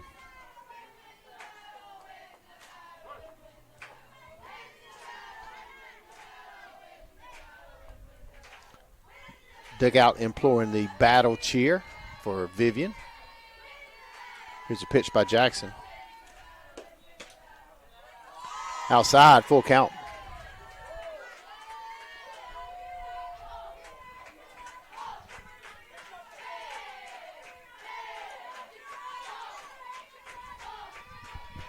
Full count. First and second are the Simmons sisters, 2 outs. Here's the pitch. Swung on and fouled back by Lloyd. Lloyd looking determined out there.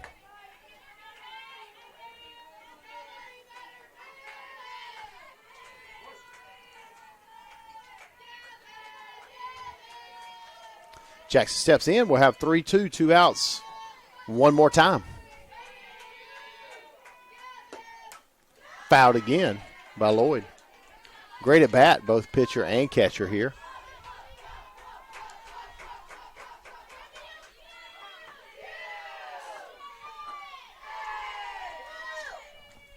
We'll try it again. Count 3-2, 2 outs. First and second. Or Simmons, I'm sorry, first, second, third. Second, third are Simmons. I said first, second. And Bain is at first after her single hit. Through short. That'll be an RBI single for Vivian Lloyd. She celebrates with assistant coach Kayla Malivas on first. Drives in Kayla Simmons. That'll move Kaya Simmons to third. Savannah Bain, after her single, sits at second. And, of course, Vivian Lloyd's RBI single puts her at first. That'll be 1-0, putting the Battling Bishops up. The start of this doubleheader, we talked about in game one, scoring first always makes a difference. Alea Jones, the senior outfielder. She's from West Craven High School. She'll step in next, trying to keep it going. She'll take strike one from Jackson.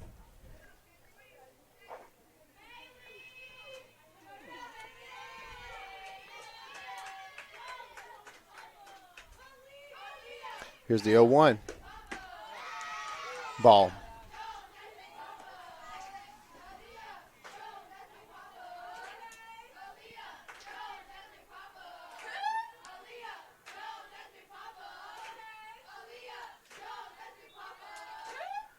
One and one. Sorry. Fouled up. It wasn't exactly a pop-up. It kind of drifted over the head of first base. And then dropped in probably 4 or 5 feet at least, foul.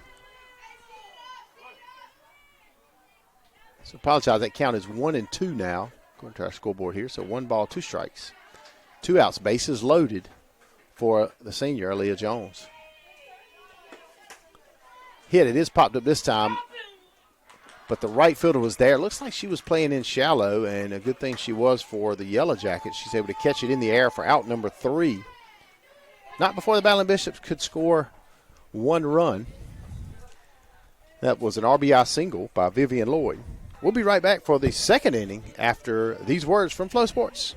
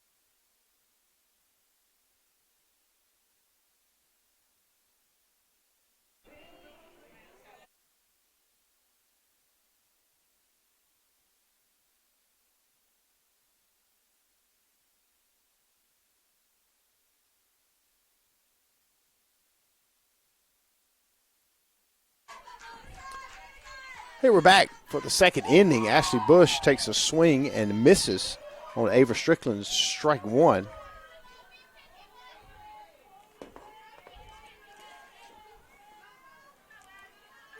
Bush, the catcher from Virginia Beach, junior.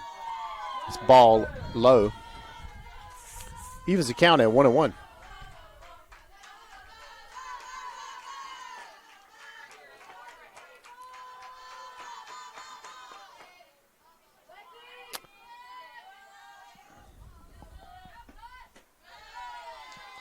Pitch there's low. Strickland taps her chest. Says, my fault. She knows what she did. Ready to get back at it. 2 balls, 1 strike, your count. Here's Strickland with the pitch. Swing and a miss. Strike 2. Evens the count at 2-2. Bush looks towards third base coach. Nods her head yes. Steps back in, or stepping back. Now is back in the box. Ready for the 2-2 pitch from Strickland. Here it is, off-speed pitch. High. Ball 3 moves the count full.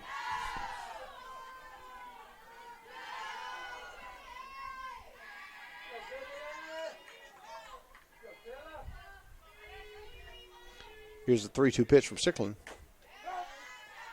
Fouled. It went off Bush's foot or the plate, or not sure where it would have hit, but it is foul. That'll take us to 3-2 again.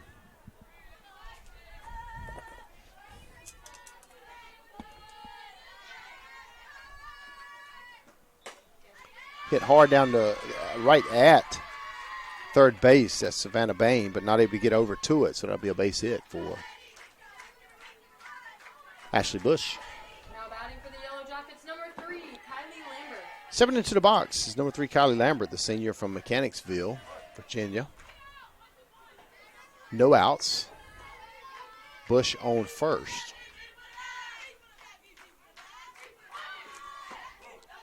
Squares around the bunt, gets Bain and Simmons charging, and then pulls it back. Called ball 1.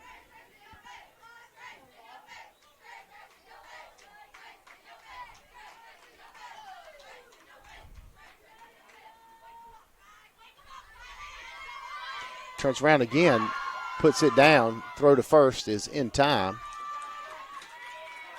But Kylie Lambert does her job, moves the lead runner over to second in scoring position. Randolph Macon is number 7, Jordan Brown. So Bush is at second. Now we've got number 7. So number 6, Ashley Bush at second. Number 7, Jordan Brown at the plate. Again, if this was 5 months ago and we could have players 6 and 7 next to each other, we could make a big deal out of it. But we can't anymore. It's just not as popular. Swing and a miss there by Jordan Brown. we do have some energetic people in here still with the 6-7. I think I have sunscreen in my eye, though. Some people say never let it go. I think I'm The gonna 0-1 again with Bush at second. no, I'll be okay. Brown at the plate, swing, and fouled for strike 2.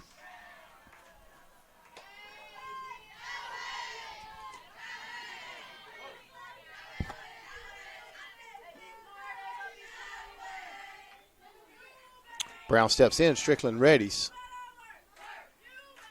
No balls, 2 strikes, 1 out. I think that was off speed pitch, but it was high. Don't want to throw anything great to hit on a 0-2 count. Certainly understand that.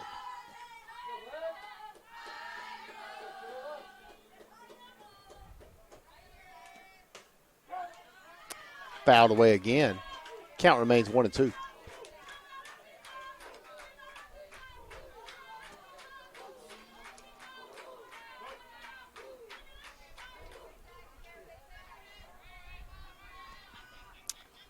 Zero one's your score. Ballon Bishop's played at 1 in the bottom of the first. This is the top of the second. Pfeiffer. Strike swinging. Ava Strickland gets first out of the second inning with a strikeout by Jordan Brown. Now batting for Randolph Macon, number 22, Reagan Hill. So I was trying to say before, Bush is at second for Randolph Macon. Number 22, Reagan Hill steps in. She's a 5'9" senior from Hanover, Virginia. Pfeiffer does sport the same colors, blue and gold, as Randolph Macon. That's hit down the left field line, but foul, kind of a chopper. Bounce down. We'll move the count to 0-1. Bain walks over towards Strickland to help her out. Catches the ball, tosses it to her, gives her a high five and a pat. And we're ready for action. 0-1 pitch from Strickland. It's low. Evens the count at 1-1. Remember, 2 outs here. Bishop's just trying to get one more to close out the inning without the Randolph Macon Yellow Jackets scoring.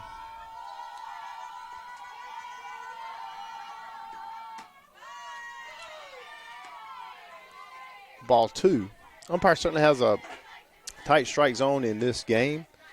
Don't think it was as unfair, so to speak. I think it's he's called that so far for both teams. 2-1 to count. That is a swing and a miss for evens the count at 2-2. Remember, fans, this second inning, as always, is brought to you by Audrey Sears at Market Leader Realty. She can help you make the moves, and no better time than on this beautiful spring weather than to make those moves. Here's a 2-2 pitch.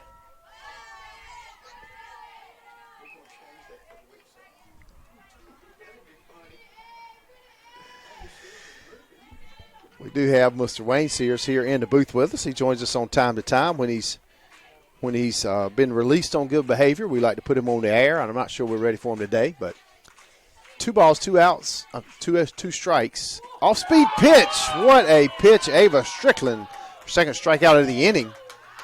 And that'll be no runs on 1 hit, no error, 1 left on. We'll be right back after these words from Flow Sports.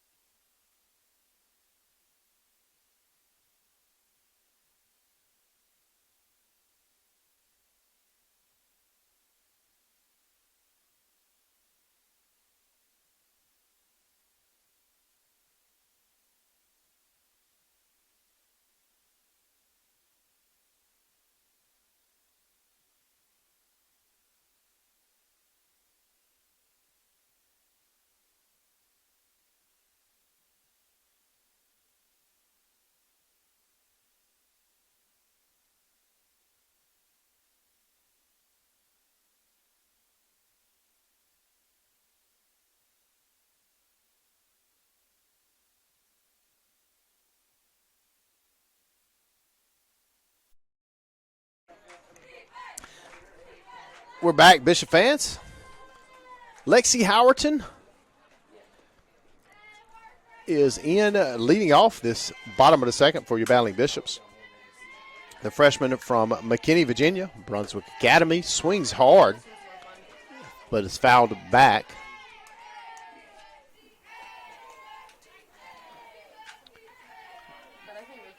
It's retrieved, and Jackson now with the ball, steps behind the rubber, tosses it to herself, spins it on that right hip, as many of the pitchers do.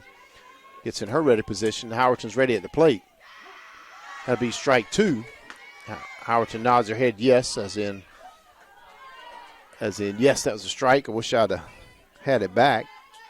Again, Howerton having a strong freshman season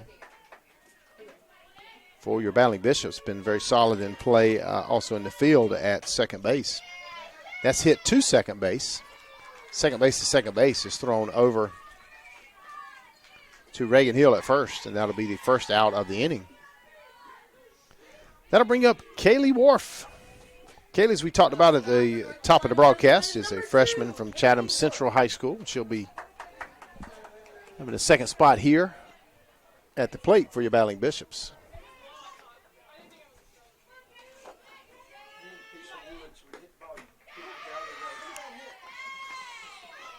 Strike one to Wharf. You like this? Dinosaur. It's a dinosaur. One out. Bishops lead 1-0. The count is 0-1 to Wharf. That one swung on and hit. Oh, thought it was going to get over second. And that'll be two outs in a row involving Tori Powell, who's also the leadoff, playing second base.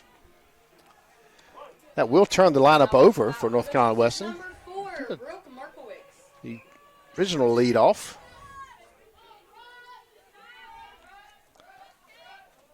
And, of course, that is junior Brooke Markowitz.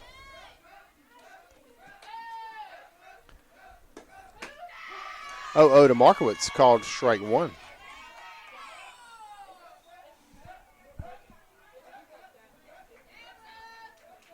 Valley Bishops baseball is down 4-2 at Christopher Newport today. We said earlier that the Valley Bishops women's tennis won 7-0 versus Meredith here. Boone driven to short. Popped up and then caught by number 7, Jordan Brown. That'd be 3 up, 3 down for your battling Bishops. No runs, no hits, no errors, none left on base. We'll take a short break and we'll be right back with the third inning after these messages from Flow Sports.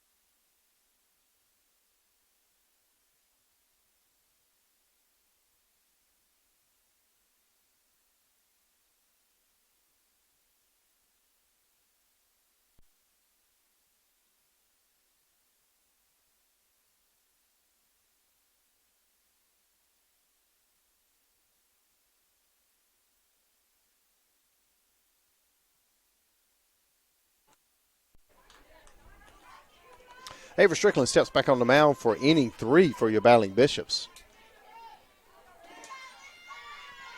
Meanwhile, for Randolph Macon Yellow Jackets, number 4, Alyssa Merhard, the junior, steps in. Turns around to bunt, and it's fouled. She's over top of it, bounces back.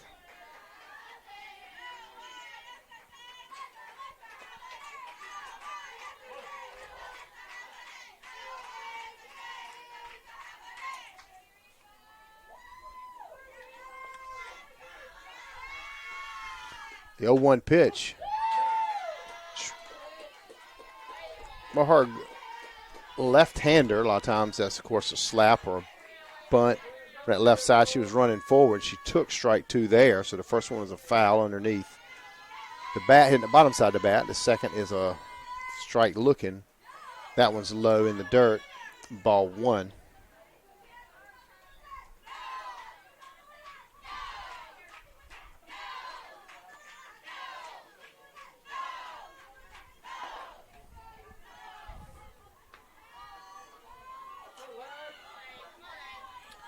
One and 2 the count now, no outs.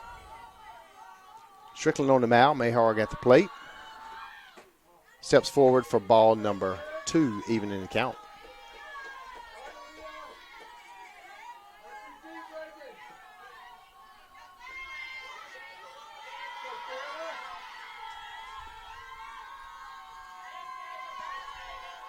Here's the 2-2 from Strickland. Swing and a miss. Strike 3. I believe that's 3 in a row that Strickland has struck out. I'll get a check on that. Now up to bat for the Yellow Jackets is number We have a 13, fantastic statistician here, our Director of Sports Communication, Abby Todd, on the computer, as usual here at softball. That will turn the lineup around to Tori Powell, the leadoff. Be ball 1.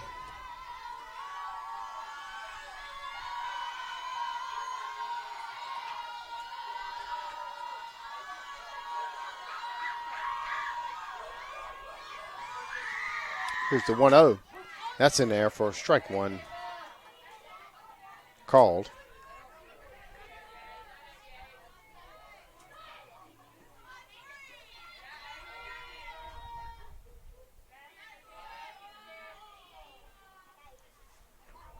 That was low for ball 2. They'll run the count to 2-1. Again, 1 out. That is correct. 3 strikeouts in a row. Jordan Brown struck out for the second out of the top of the second, swinging. Reagan Hill struck out swinging in the top of the second for the third out. There's the pitch. Swung on and fouled away. 2-2. And then here in the top of the third, Mayhar struck out swinging as well for the first out of this inning. So 3 in a row for Strickland, who's settling into her groove. The count here is 2-2.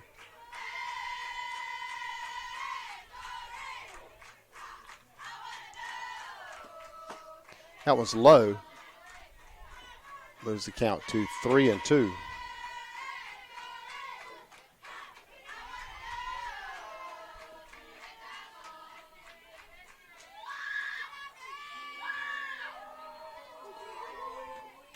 Swing and fouled back. Count still full.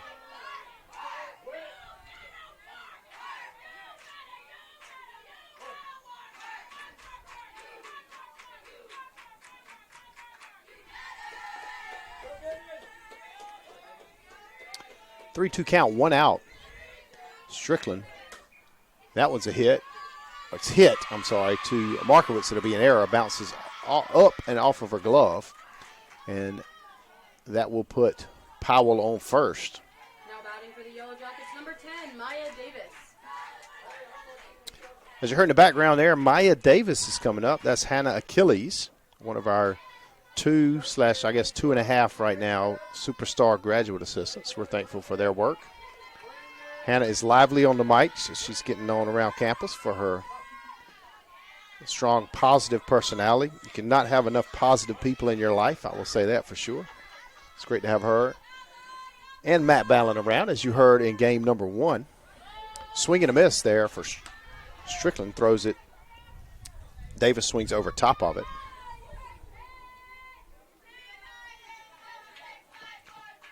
Multi-talented. I'm not sure I want to share everything our GAs do, because we may never get another GA if we talk about all the stuff that it's swing and a miss there, way over top of it and slow.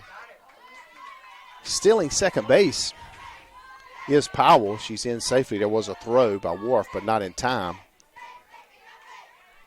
The swing from Davis didn't necessarily look like a full effort. Not sure if she was swinging to distract on the steal or what, but either way, it's an 0-2 count with Powell at second. That's popped up,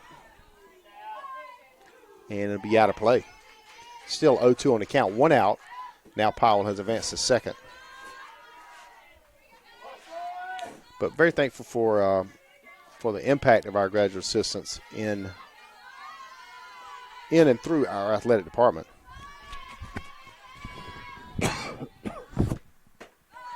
Sorry about that. That'll be ball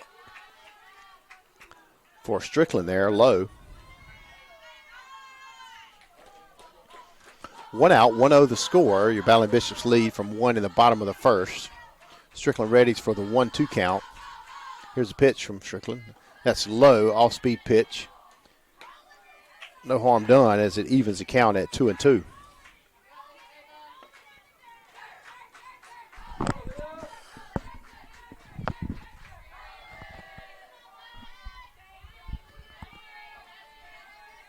Here's the 2-2 pitch from Strickland. Tagged low by Davis, but it's foul. She's way ahead of it. Probably partly why Strickland was looking to throw that off-speed pitch before.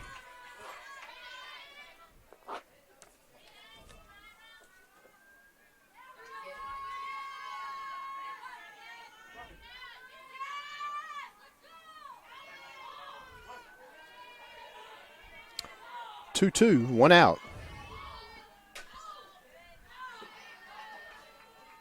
Fouled again over here toward us on the third base side.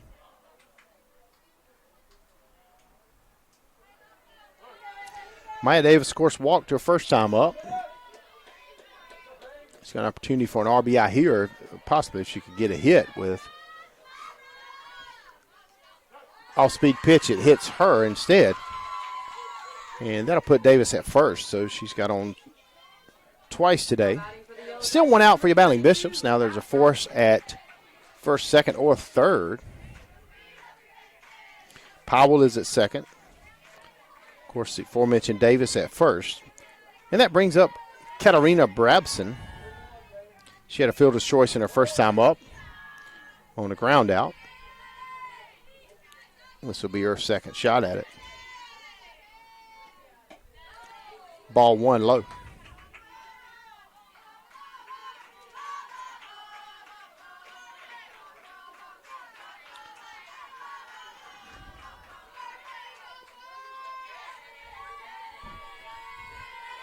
Strickland looking intently at her wristband. Gets time. I'm not sure if that was from the runner to umpire. I mean, the batter to the umpire. I'm assuming it was probably the batter. That one will be thrown low again for ball number 2. That batter, of course, is Brabson. She's a sophomore from Chesapeake Beach, Maryland. Looking to get something going for her team. Strickland looking to shut it down with 1 out here in the top of the third. That's fouled away for strike 1. Closes the count. It's still 2-1, 2 balls, 1 strike to Brabson.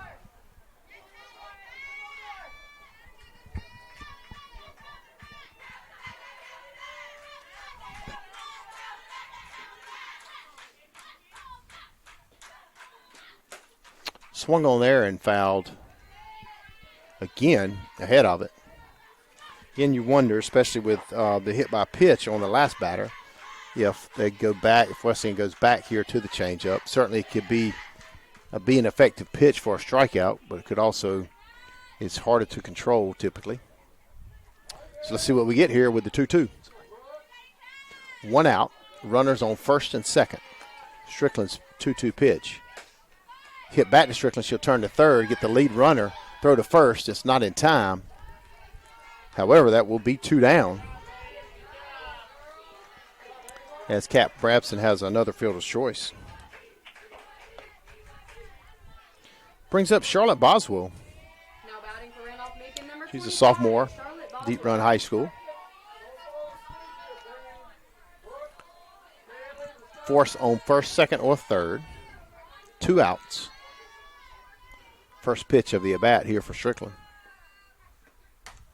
Popped up, infield. Howerton runs in, calls it off, drops it. And that'll do it for the top of inning number 3. There were no runs on no hits, 1 error with 2 left on base. We'll be right back after more messages from Flow Sports.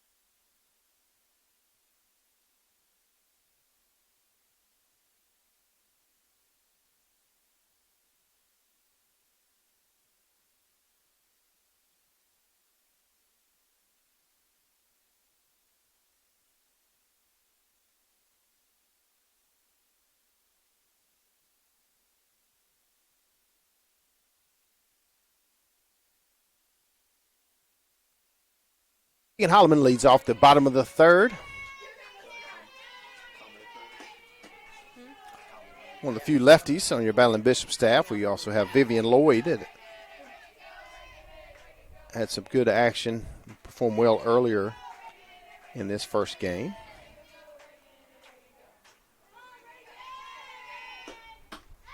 Holloman walked her first time up. That's strike one. That'll even the count at 1-1.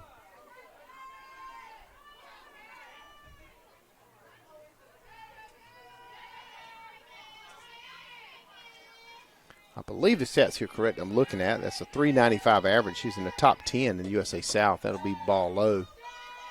2-1 now the count.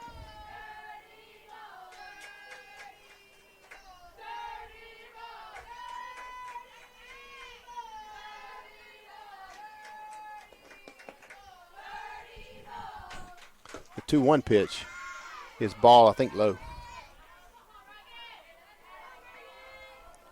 Come on, Reagan chant coming out of the Battling Bishop dugout, along with the ball chant. The effort of the support from both dugouts is pretty impressive. Softball is a very interesting sport like that. 3-1 to count here.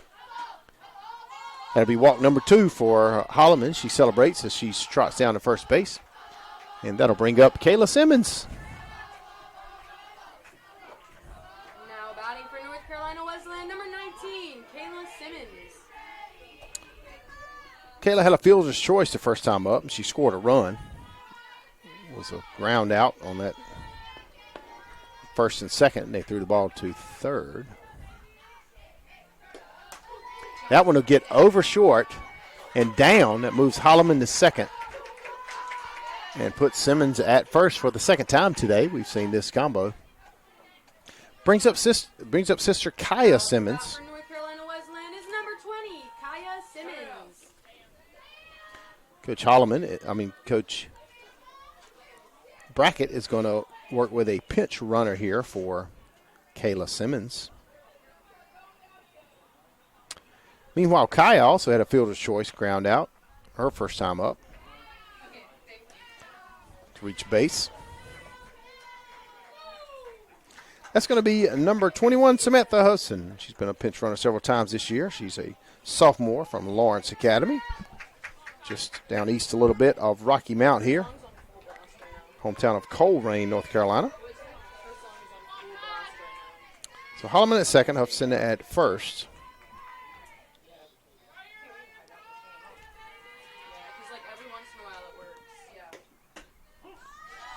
Houston, I should say. Trying to get that right. Strike one there to Simmons. Getting runs at first and second, no outs. Holloman led off the inning with a walk, followed up by Simmons with a base hit. Now sister Kaya Simmons works the count to 0-2. Jackson ahead here, way ahead here early. He had spaghetti yesterday, so I'll probably have spaghetti. Hit it, dribbles it to first. It's fumbled, and everybody's going to be safe. That'll be an error by Powell playing second. That brings up Savannah Bain with the bases loaded and no outs here in the bottom of the third. John Brackett checking his substitution list again. Looks like we may get a pinch runner for Simmons' sister number 2. Meanwhile, Randolph Macon to take a timeout. We'll take a short little break here, and we'll be right back in just a moment.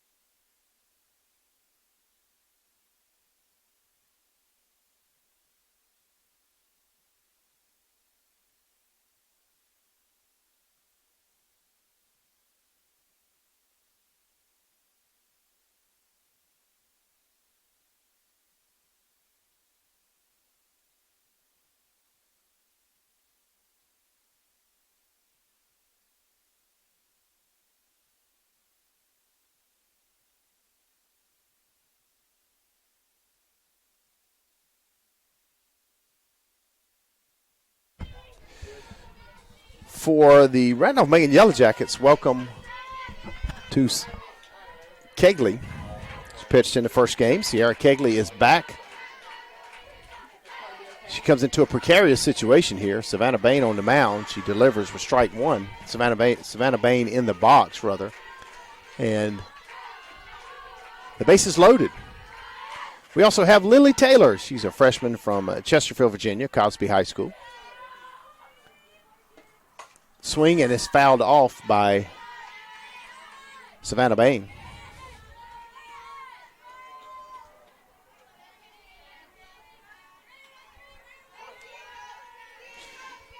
So Kegley coming in, making a difference right away, 0-2.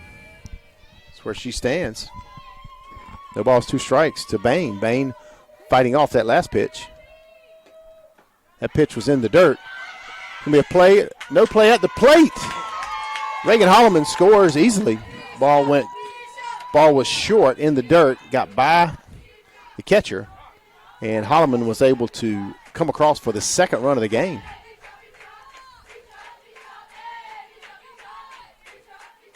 I think that'll be scored a wild pitch, but not sure. We'll see what the scorer does eventually. So after 2 perfect tosses, Kegley puts one past the catcher. Allows Battling Bishops to get one across the plate. 1-2 now the count to Bain. Second, runners on second and third. That one swung on and fouled back as well for Bain. Count will remain 1-2.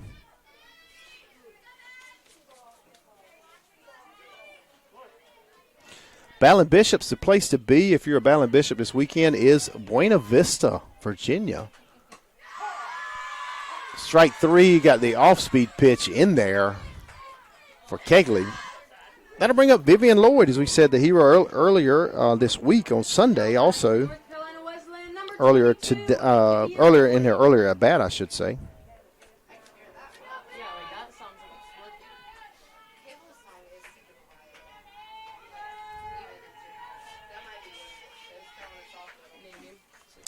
Vivian Lloyd, of course, had a hit and an RBI in the first game, in the first at bat today. Moved the score to 1-0. So as we said, Buena Vista is the place to be. Softball, baseball, men's and women's tennis, all playing at Southern Virginia this weekend. Friday and Saturday, most of those games. Bunt laid down by Lloyd. No throw to first. A beautiful bunt base hit for Lloyd.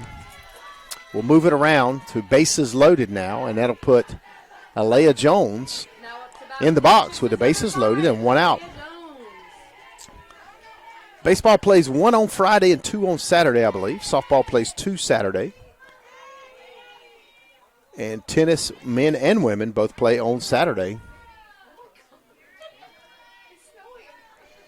The Carpenter Bees have attacked the rafters here at the press box, and again, Kegley gets ahead there. So we are being inundated by the sawdust. I say we. What I really mean is Hannah Achilles is being attacked by the sawdust. Has popped up, 1 out. That'll be infield fly as well. So that'll be 2 outs now. So 2-0 your score, 2 outs now in the bottom of the third. Largely, Kegley has done her job other than a ball that got to the net and scored Reagan Holloman. Other than that, it has been 2 outs. Of course, a bunt hit, but a bunt hit didn't hurt. Lexi Howerton swing, and it's a foul deep to left field. Howerton does have a Grand Slam home run earlier this season. Battling Bishops would love to see her get another one right here. Kegley, of course, getting ahead again. I think she's got ahead on at least 3 of the 4 batters she's faced, 3 of the 3 batters she's faced. That one will be ball low. 1-1 now the count.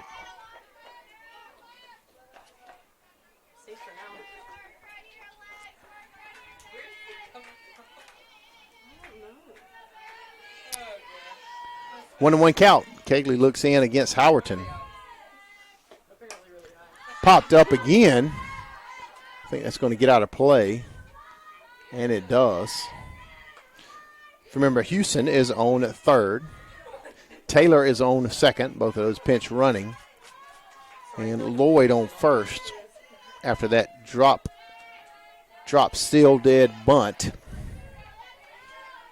Howerton at the plate, bases loaded, 2 outs, 1-2 count. Off-speed pitch, got her. Ball hits the dirt, throw to first. And that'll retire the side. Not before your Battling Bishops get 1 run on 2 hits. There was 1 error, 3 left on. We'll be right back for the 4th inning after these words from Flow Sports.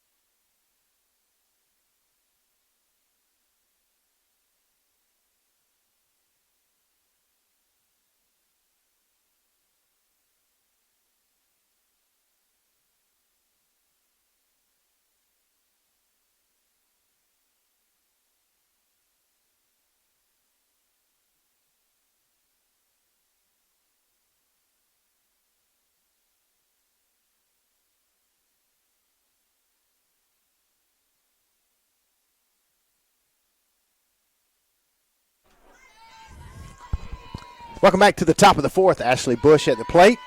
Ava Strickland starting inning 4. She starts it with a called strike 1.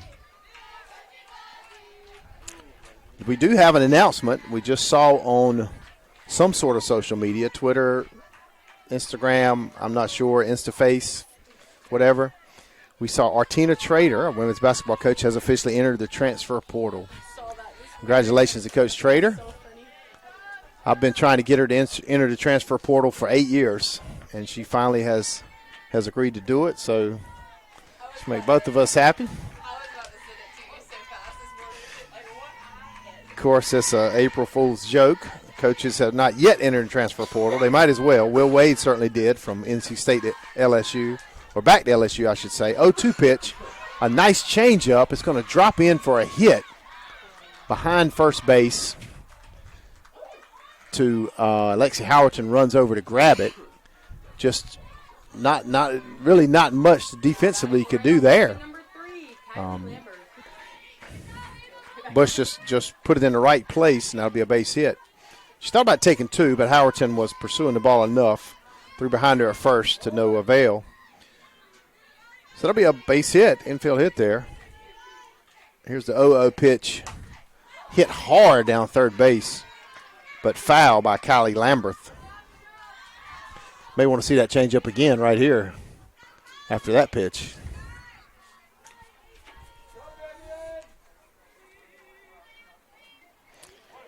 Matt, tell me a harder position to play than the hot corner in softball.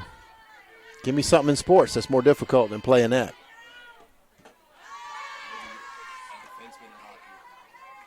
That'll be ball 1. So Matt Ballin, of course, called that first game for us, most of the first game for us. The defenseman in hockey, I think it's pretty fair that if you say, you make a game more difficult by making everybody be on ice skates, that it's pretty difficult. So that'll be ball 2. So that's a pretty fair statement. Defenseman, if you've got one, if you can go to one of our social media and tag us in it if you think you've got one that's better. That's driven to left field for a base hit. Bush is going to hold at second. And Lamberth will be at first, so no outs now. And the Jackets trying to do some work. Jordan Brown steps into the plate. Strickland looks to settle in here. If you can tweet us or Facebook comment us or tag us or whatever you want to do, if you tag us in that, the first person that gives us any legitimate answer will get a free concession item of their choice, but it's going to go foul. Just foul, but foul. Kaylee Wharf watched it go foul, picked it up. Still a very good bunt attempt there by Brown. I'm interested, Matt, do you have – is ChatGPT your friend? Could you ask ChatGPT what the most difficult position to play in sports is? Maybe the top. Let's go to the top 3 so we can see what it says. Strickland's pitch turns around to bunt again. It's caught that time in fair play by Wharf. She slings it to first. Heck of a catch and a play there by Wharf.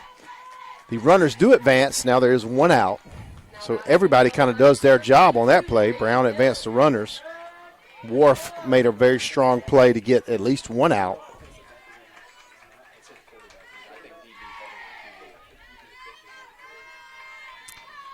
Strickland looks in, 1 out. Bishops lead 2-0, however. Jackets are threatening with runners on second and third. That's hit hard to center. It's going to fall. They'll score 1. Jones throws it home.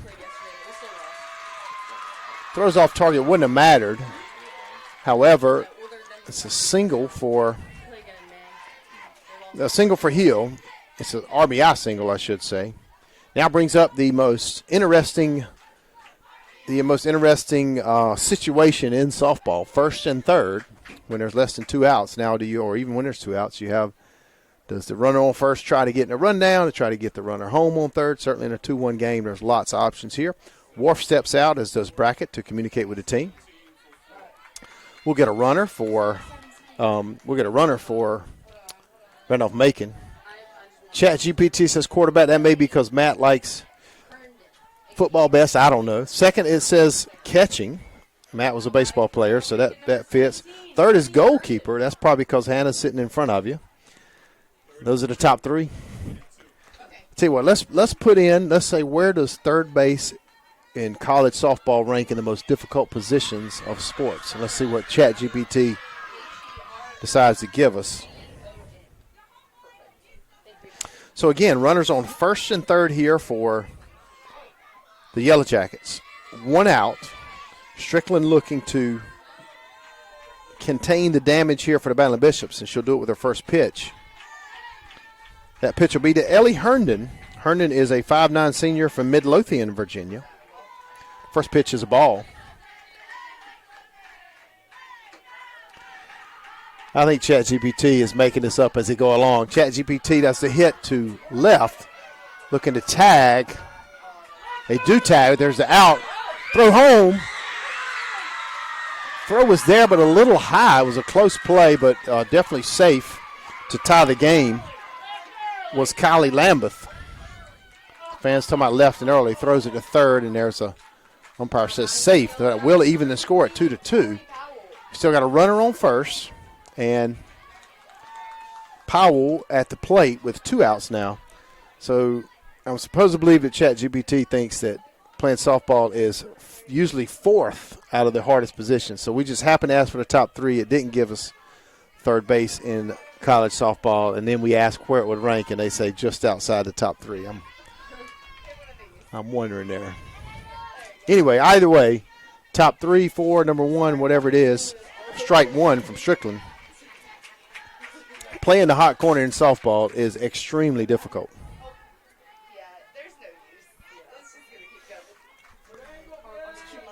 0-1 is the count, 2 outs. Runner on first, 2-2 your score. Ball low, and the runner will take second.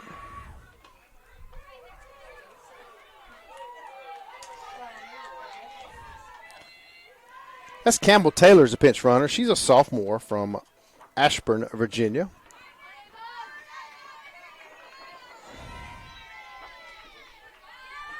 One and one to count. That's in there for strike 2. Strickland looking to strike out. Finish the inning.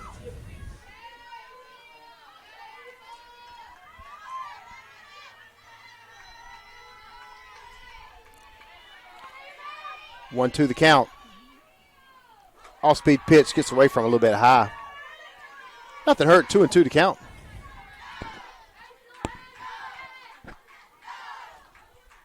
Again, off-speed pitch, a difficult one to execute, but very effective when it's able to be executed.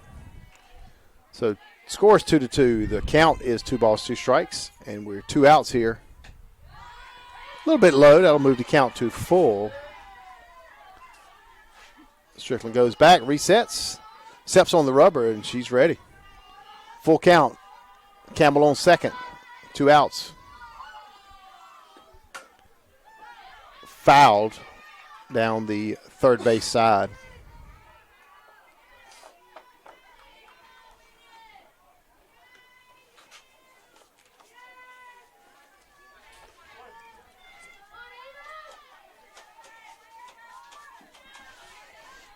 Here's Strickland with the 3-2 to Powell. Swung on and fouled again. Both pitcher and batter battling this at bat out.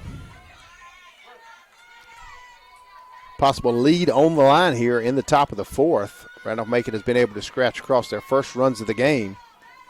2 runs, that is, on consecutive RBIs.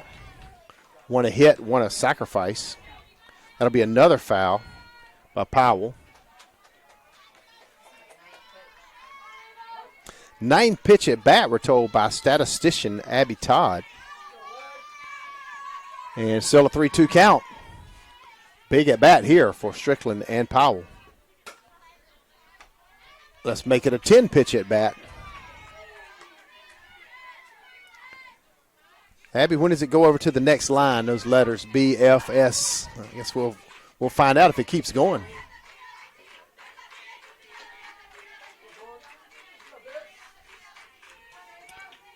Here's a 3-2 again. Good pitch, but hit well by Powell to left. They're going to try to score. The throw home is in time. She's out. The score remains 2-2. What a throw. What a catch and play there by your battling Bishops. Fantastic work there defensively to keep the score at 2-2. We'll be right back for the bottom of the fourth after these words from Flow Sports.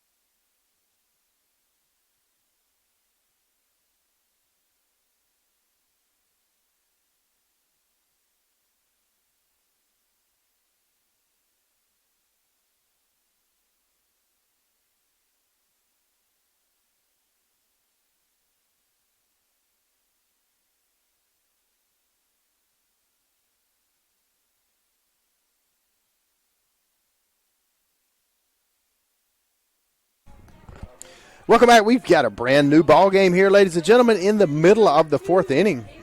Directly halfway through with this one, unless we go to extras. We've got a 2-2 game now.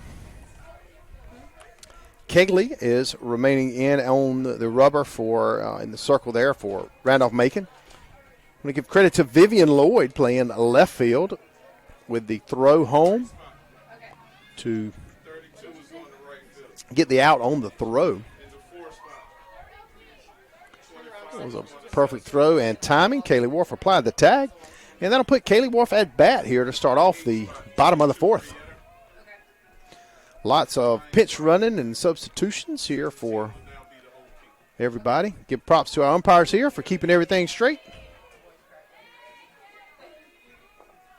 Some of them do a fantastic job of communicating those changes to our statisticians as well as the teams. Well, it's not an easy job for many reasons.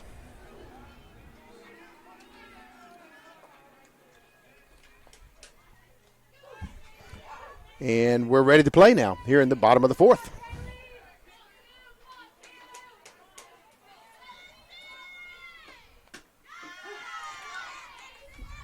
Kaylee has done a fantastic job. Again, I can see all of game one, but since she's been in game two of throwing a first pitch strike, been able to get ahead of batters, and obviously that has an impact. That one's low, but it's called strike in the zone by the umpire. It was tougher to get some of those calls earlier for both teams, and I think the zone has expanded slightly as the game's gone along. That puts it at 0-2 there. Kegley way ahead here of Wharf. Swing and a miss there for Wharf. We'll put her down on 3 pitches, and now bring up the top of the lineup, Brooke Markowitz. Now to bat for the Bishops, number 4, Brooke Markowitz. I have that still.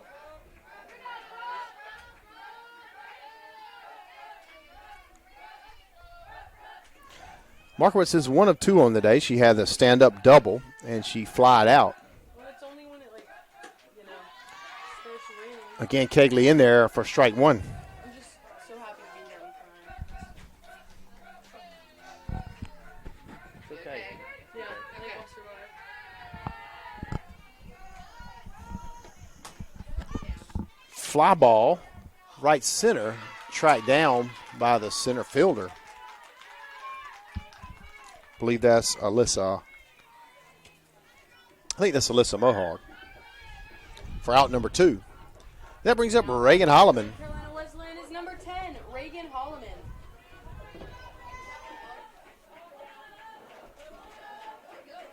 Reagan Holloman is 0 for 0 on the day. She scored a run and she's walked twice, so we'll see what she does here with 2 outs in the bottom of the 4th. Takes strike 1.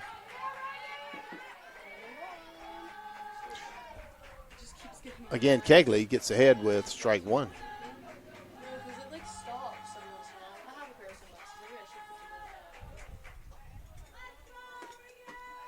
put them on. Ball 1 low for Kegley. Randolph Macon and your Battling Bishop separated by just a couple hours. 95 depends on how you go around or through Richmond and at what time of day. Swung on ahead. Reagan Holloman was ahead of it, fouled all the way down the right side. Of course, she's in that left-handed batter's box, so pulled it. But a couple hours from Randolph-Macon to NC Wesleyan. Both schools pretty close to 95, I would say. Probably about the same distance off of 95, actually. Both have a railroad track pretty much adjacent to campus. That one's driven up the middle for a base hit. That'll be a single for Reagan Holloman. She'll be 1 of 1 on the day with 2 walks. So she's been up 3 times and owned 3 times. That brings it around to Kayla Simmons. Now batting for the Bishops, number 19, Kayla Simmons. Simmons as well has been on base a few times today. Give you those details here in just a second. She scored 1 run. She has 1 hit. She has a ground out and a fielder's choice. Here looking to do a little bit something more with 2 outs. We'll have to put the ball in play or out of play if it's a home run. Again, strike 1 called for Kegley.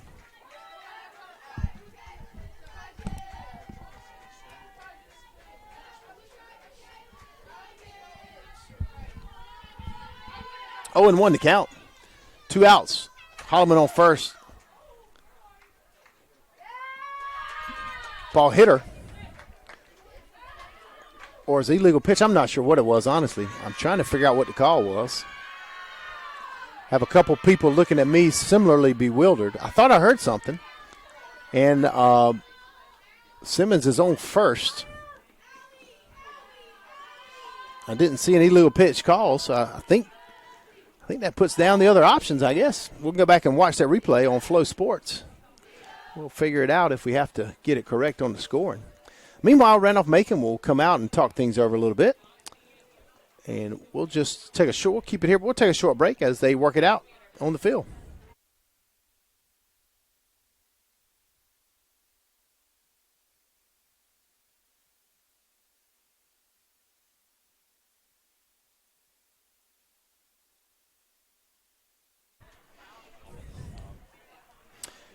batting for North Carolina Wesleyan. It was a hit by pitch. It was, once we watched the replay, we could see it. We're behind the right-handed batter's box, so we didn't have a good view. But Flow Sports bird's eye view was very good. So it was a hit by pitch. Now we got Kaya Simmons at the plate. Still 2 outs, but Holloman on second and Kayla Simmons on first. Kaya Simmons at the plate. She takes ball 1, something very unusual there from Kegley. It was a ball for the first pitch. That'll be fouled. Just kind of a half of a check swing. I know check swing is half of a swing, then that was a quarter of a swing. Fouled away by Simmons. Simmons communicates with Brackett, get the count, make sure everybody's on the same page. Holloman digs in at second. Simmons at first. And Simmons at the plate. Foul away again, runs the count to 1-2. That one was over the net and over the visiting dugout. Headed over toward Bishop Road. Yes, that is affectionately named after your battling Bishops here.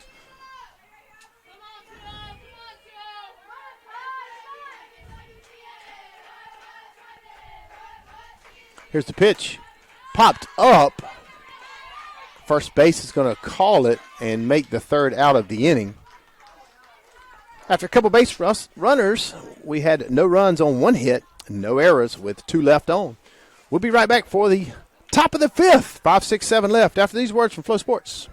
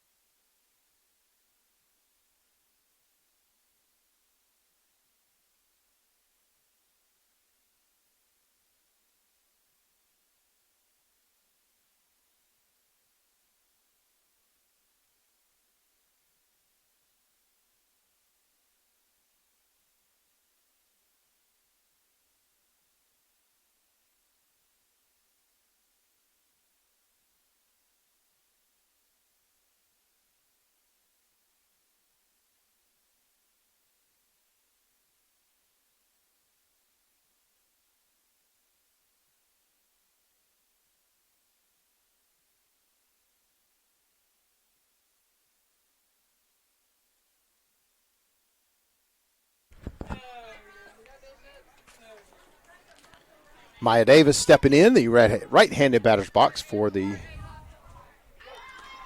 Yellow Jackets. Ava Strickland back out for inning number 5 for your battling Bishops. First pitch strike from Strickland. Looking at Maya Davis, she's been on base twice. She was hit by a pitch and she walked. So she's been on both times up. That runs the count to 1-1. If you remember, she was hit by the off-speed pitch. She was way ahead. Actually, Strickland was ahead in the count. And good choice to toss the off-speed, but it just sailed wide and inside, I should say, and hit Davis. Ball 2, I think that was a little low.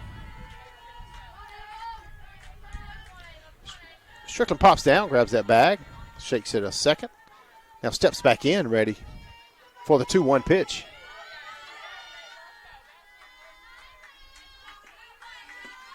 Here it is. It swung on, hit hard, bounced and hit hard to Bain at third, tossed over to Simmons for the out.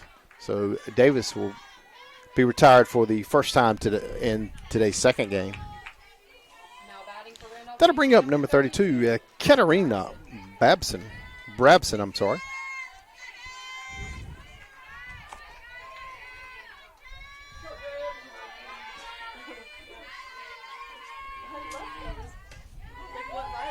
Strike 1 for Strickland.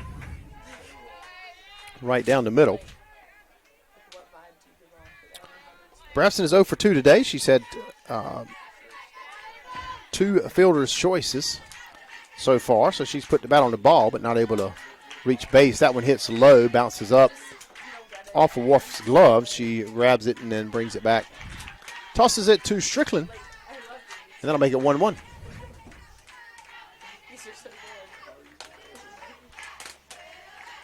Like,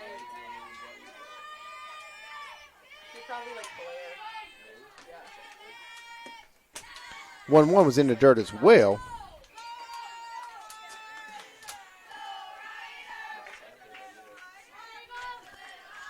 That'll make it 2-1, of course.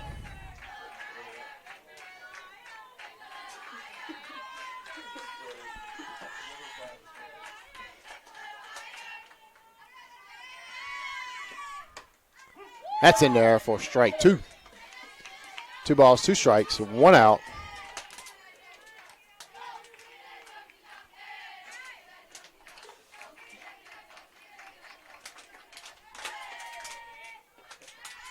Here's the 2-2 to Babson. That one's hit toward third, but well foul. Count will remain 2-2. This?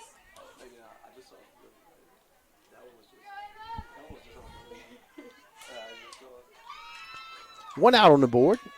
Nobody on. Brabson swing and misses. Strike 3 for Brabson. Now batting for the Yellow Jackets, number 25, Charlotte Boswell. Strikeout number 4. Strickland had 3 in a row across 2 innings earlier, and that time swing and strike for number 4 strikeout. Swing and strike 3, I should say. First pitch is a good one. It's an off-speed pitch. It's in there for strike 1. This time it's Charlotte Boswell. Was 0 for 2 for today, a fly out and a ground out. Strickland ahead 0-1. That one's hit hard to third, and it'll be a base hit. Gets by Bain. Nope, I'm sorry. It was foul. Will run the count to 0-2. Bain dove for it. It's getting down so quickly, I really couldn't see whether it was fair or foul. And Boswell took off down first and kept running, so I thought it may have been fair, but it was foul.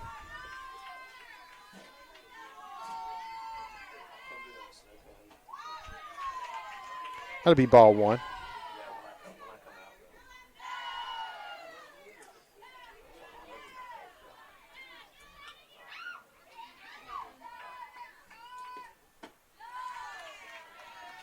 Ball 2 evens the count. Strickland taps her chest there. She got away from a little bit, not the pitch she wanted to throw.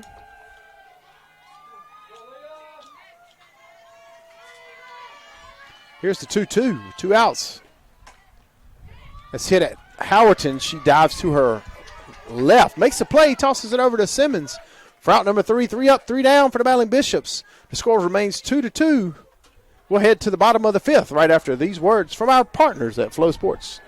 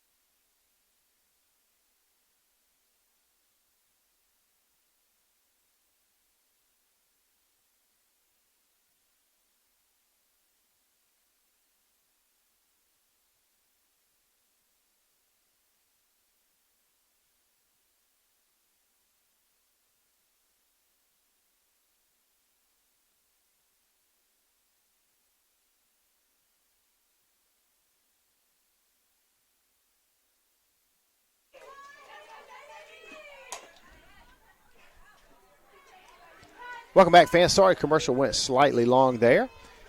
We've had one ball and then just one foul there to Savannah Bain. Kegley still on the mound. Bain just drew out and foul. Now she's got back into Kegley. So we're sitting at 1-1. Bain is the leadoff batter here in the bottom of the fifth. Only 2.5 scheduled to play here at Edge Field on the campus of North Carolina Wesleyan University. That pitch is low. Ball 2. You could almost set your clock by Kegley's first pitch strike, Matt, and now she's had a couple batters where she's been off just a little bit. Again, Bain ahead. Be interesting to see if Kegley comes back with an off speed.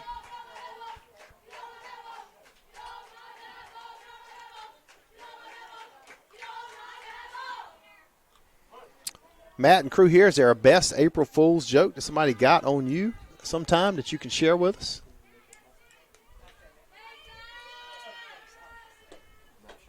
Swing and a miss. She did get her on the off speed. Bain held up as much as she could, but it was low and she couldn't reach down there and get it.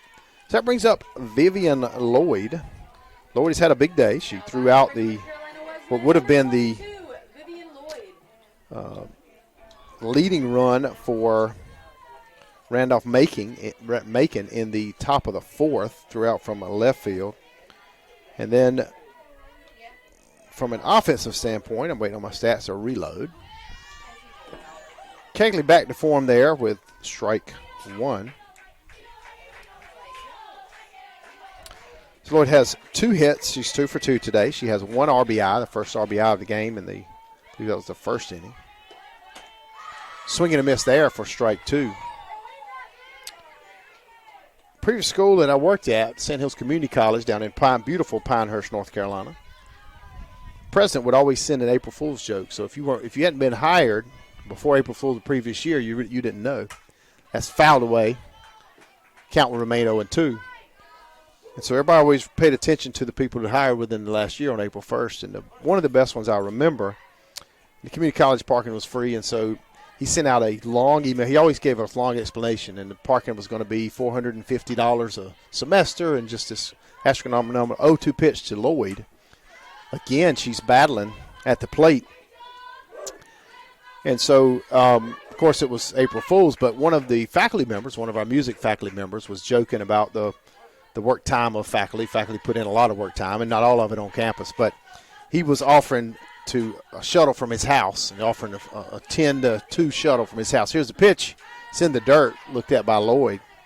And he gave the other faculty members a hard time. It was a good time. But I'm trying to remember there was another one at the health plan. He always takes a current event that can be believable but still outlandish.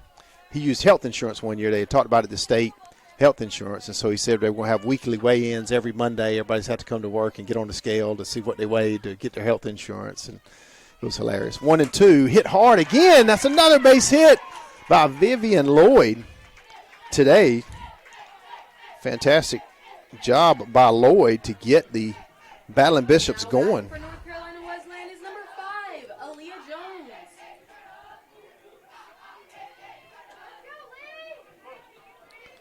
So Lloyd's day now, she's 3 for 3. She's got 1 RBI. She's got 1 throw out at the plate.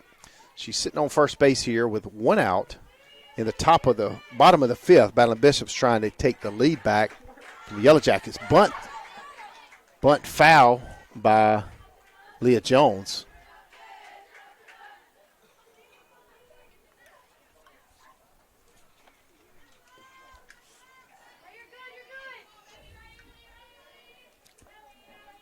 So Leah Jones is 0 for 2 on today. She's got 2 flyouts, left 3 on base.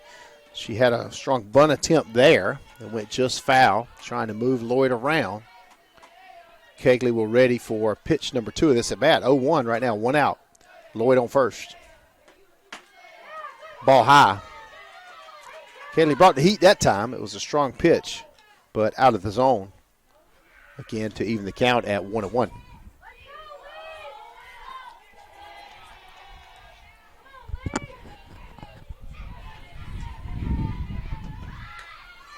Bunt attempt there stays fair. The play is made there by Kylie Lamberth, running in from third to get the out, get Jones out. But that does move For the Bishops is number 18. Vivian Lloyd to second and brings in Lexi Howerton, who's had a lot of action at second base today. She's 0 for 2 with 1 strikeout and 1 ground out. Her chance here to get an RBI or at least advance. Lloyd with a hit. Ball 1 is high. Close to the zone. That pitch is something close to that has been called. So good eye there by Howerton. The 1-0 pitch from Kegley. Yeah, that one's in the zone. Swinging a miss for Howerton. Remember, Lloyd on second. The score is 2-2. Bottom of the fifth. 1-1 to count now. 2 outs. Ballon Bishops needing Howerton to get something going to scratch across that third run. Swing and a miss again for strike 2.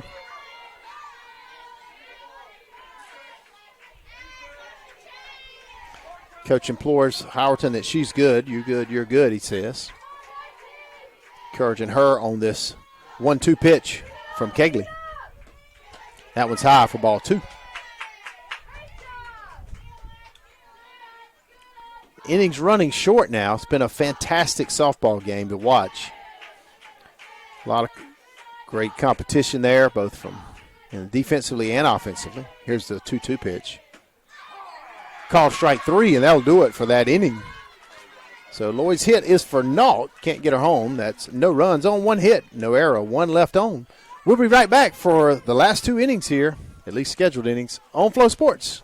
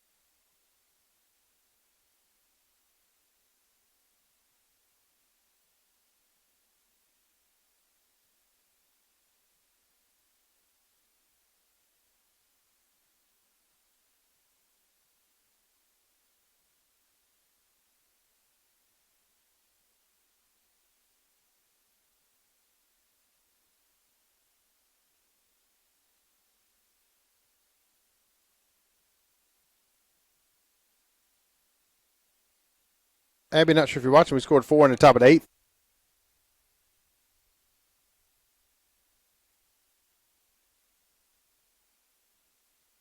Yellow Jackets number 6, Ashley Bush. The catcher, Ashley Bush, steps in to the plate to lead off the 6th inning. She takes strike 1 from Ava Strickland. Strickland working through 6 innings here, has only given up 2 runs. It's been a strong performance for Strickland. She's given up only 1 walk, had 4 strikeouts, and scattered 5 hits across those 5 innings. She lands ball 2 there, and the count evens at 1-1.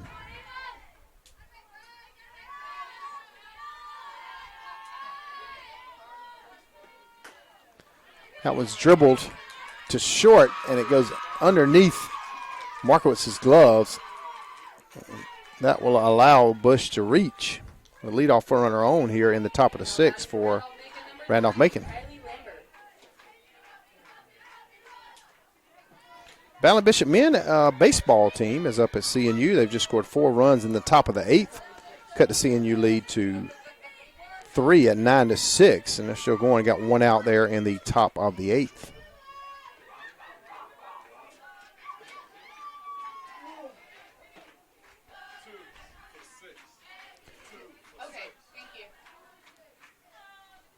Got a pinch runner here for Randolph Macon. That's number 2, J.C. Ramos. Ramos is a junior from Williamsburg, Virginia, Lafayette. She'll be on first base with no outs.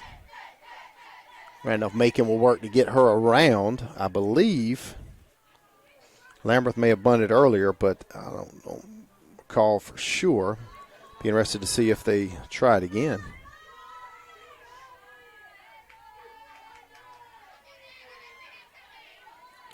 Lambert has one hit. She's 1 of 2 at the plate.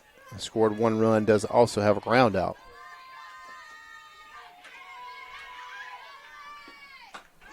Pitch 1 is a strike. Strong pitch there from Strickland. Strickland and Kegley, for what they've thrown today, are still have strong pace, strong speed to their pitches. Now she does lay down the bunt. Picked up by Bain. Thrown to first. Gets away from Howerton. And that'll put the runners at first and third with no outs here for Randolph Macon. Puts the Battling Bishops in a tough spot. Now batting for the Yellow Jackets, number 7, Jordan Brown.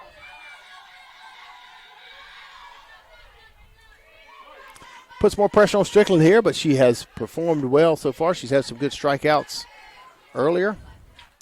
Coach Brackett's going to call a timeout and talk it over. We'll take a short break here on Flow Sports.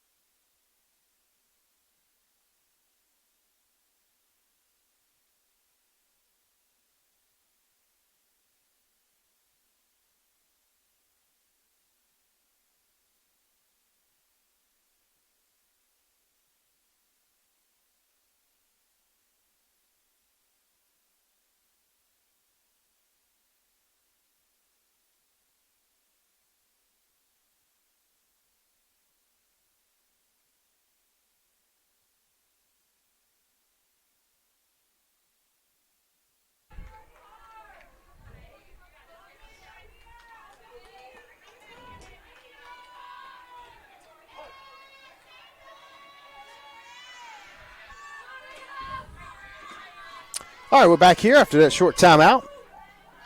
We've got Jordan Brown at the plate. No outs here, first and third in the top of the 6th. This is winning time, as they say. These plays make a huge difference in this, how the game is here.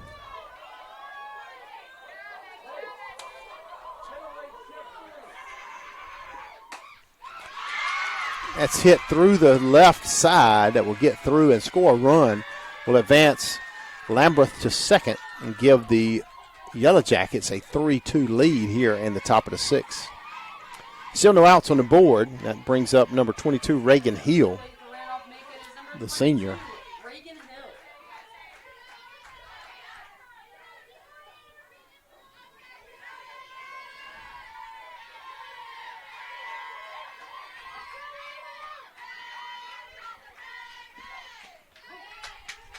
Strike 1 called from Strickland to Hill.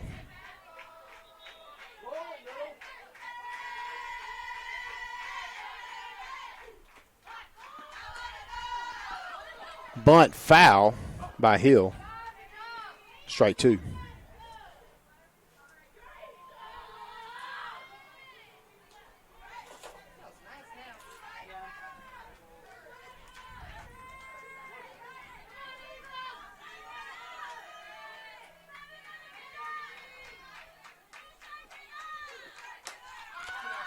Fly ball to left field.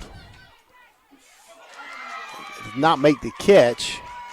And the runners advance. That puts us at bases loaded with bases loaded now with no outs. I've never seen a triple play in person, so I would take one right now.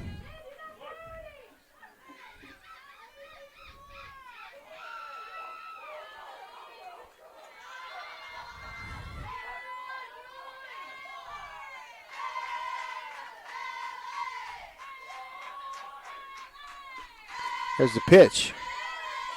It's ball one.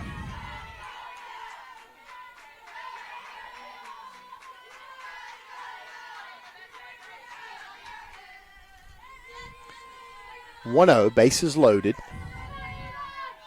17, Ellie Herndon at the plate. She hits it hard to short. The throw home, and she was off the plate. She stepped forward to catch the ball, and that pulled her off the plate. And the runner is safe.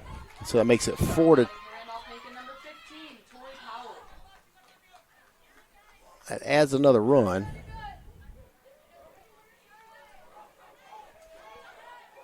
And that will bring, so the bases will still be loaded with no outs, and that turns the lineup back over to number 15, Tori Powell.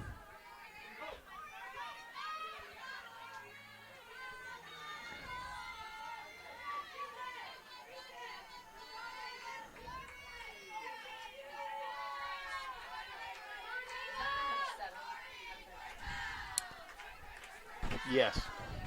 Should be. Sorry about that. Trying to get things straight here and there. That's ball one.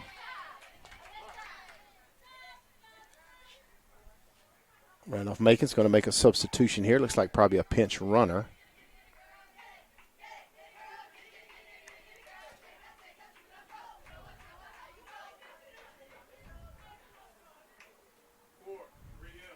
Okay, thank you.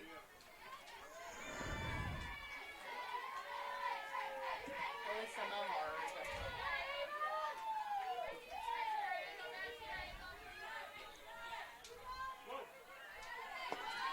All right, Strickland looks to keep battling here, and Powell at the plate.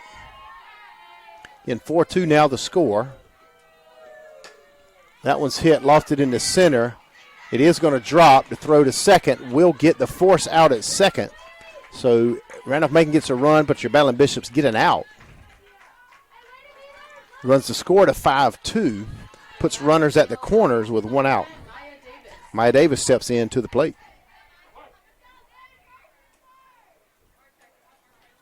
So a fielder's choice RBI, I guess that is.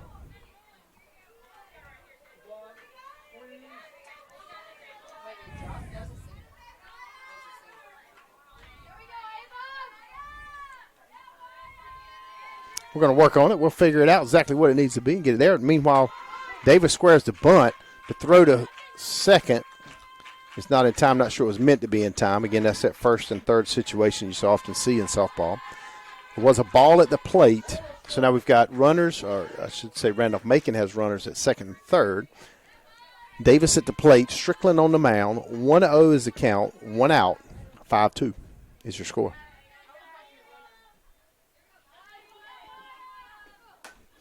That one's lofted over third. Looks like it's going to get foul, and it does. Had an odd number, a large number of odd hits that fell like that today that would go over the infield but not deep enough to get to the outfield. Weren't necessarily hit hard but put in the right place.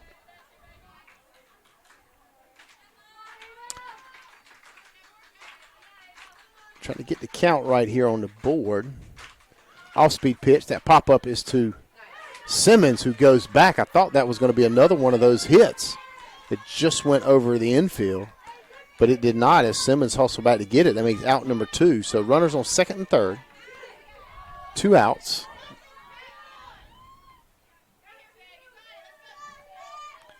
Coming up for Randolph Macon is number 32, Katarina Brabson. We'll see what the sophomore has in store. Strickland coming out of the circle. It's hit down the left side, but it is fouled. It was hit hard by Brabson.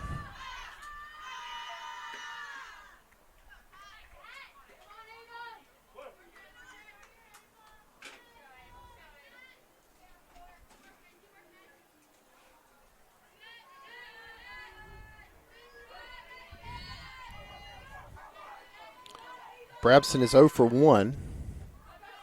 Make sure this is updated correctly here. Let's try it again. Sorry, Brabson is 0 for 3. She's got a strikeout and 2 fielder choices. Both were ground outs. 1-1 now the count, 0-2. So Brabson looking for her first hit of the day. hit of the game, I should say. That was low, ball 2.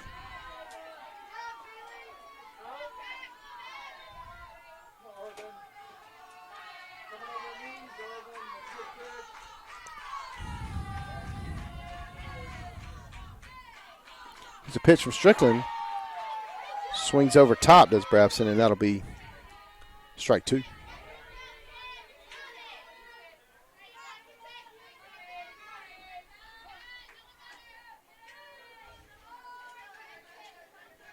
Don't have an update from baseball. It seems kind of stuck in the top of the 8th. Not sure if they're in a delay or it's just not updated. 2-2 to count here at Edge Field. Low for ball 3, runs the count to full. First base is occupied if Strickland issues a walk.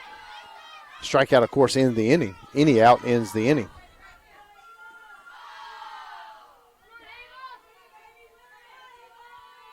Here's the pitch. That'll be ball 4. So a full count walk issued to Brabson. We'll load the bases again. And number 25, Charlotte Boswell, steps in.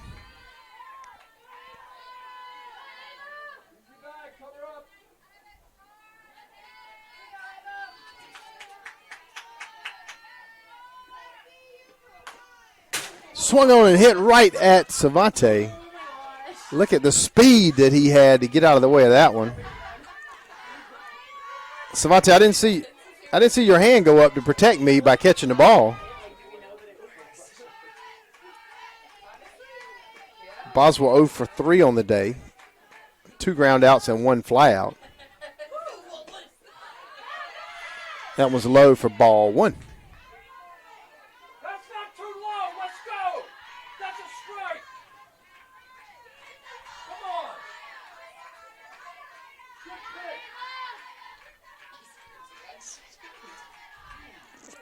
Come on. The 1-1, 2 outs, bases loaded. That was hit to third, caught by Savannah Bain to end the inning, but not before Randolph Macon could take the lead. That'll give them 3 runs on 2 hits, 4 errors with 3 left on base. That'll bring us to the bottom of the 6th right after these words from Flow Sports.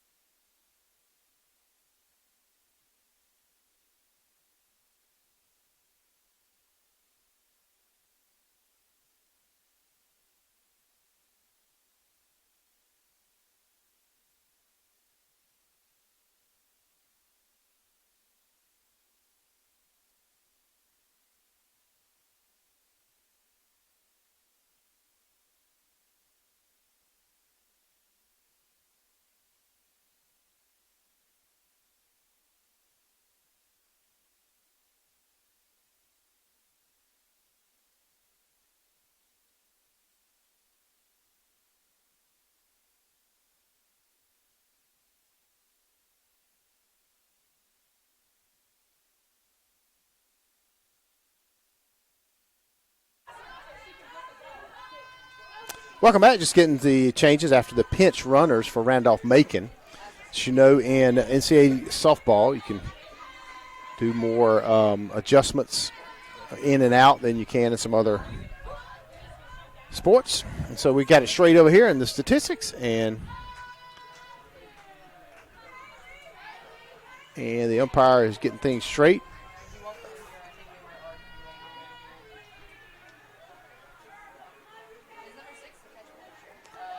Yes.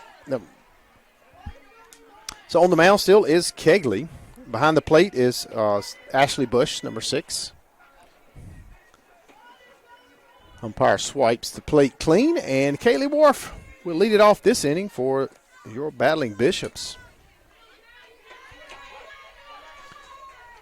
Battling Bishops need to get something going here. 6 outs left for your Battling Bishops, 3 for the Yellow Jackets. That's a bunt in the perfect place. Was hit to the right of the pitcher and hard enough to get past her. Just a phenomenal placement by base hit for Kaylee Wharf. Not sure if that was a call or her quick, good judgment or what, but it was a fantastic play by Kaylee Wharf to lead off the inning. That'll turn the lineup to Brooke Markowitz. Been on a tear here of late. Was a Player of the Week nominee last week for your Battling Bishops. Swung on and popped up by Markowitz. That'll be flies out. That'll be your first out of the inning with Wharf stuck on first. Brings up Reagan Holloman. Getting your score 5-2. Your Battling Bishops looking to claw back into this one.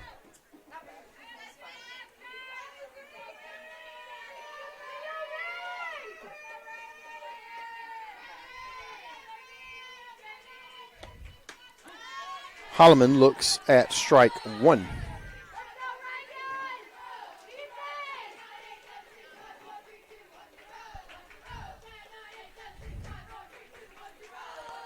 Oh, and 1 to count, 1 out. Wharf on first. Here's the pitch. Was high. Holloman drove it into a similar spot that she drove it into. Punches out Wharf at second on the force. Similar spot that Holloman hit it to end the game, second game on Sunday. And that'll be out number 2 for the Battling Bishops here in the bottom of the 6th. Brings up Kayla Simmons. Would love to see either of the Simmons sisters get going here to help the Battling Bishops get some runs and close this 3-run deficit these last 2 innings. Similar to what they did on Sunday in the second game. Hit hard. That's a foul ball. Called a foul ball. Was really close right down the line. Hit well by Simmons. Holloman jogs through second, around to third, and now she's back headed over to first. Simmons picks up her bat. 2 outs now. Be no balls, 1 strike. In the bottom of the 6th.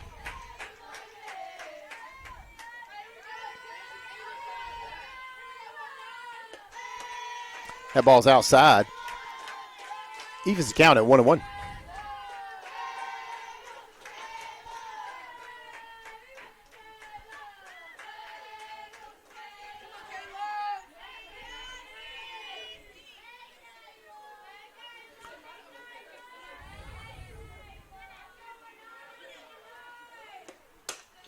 That one's lofted into right field with 2 outs. Holloman's going to be easily caught, and the 3rd out will be made. So for your Battling Bishops, that's no runs on 2 hits and no errors on 1 left on base. We'll be right back after these words from Flow Sports.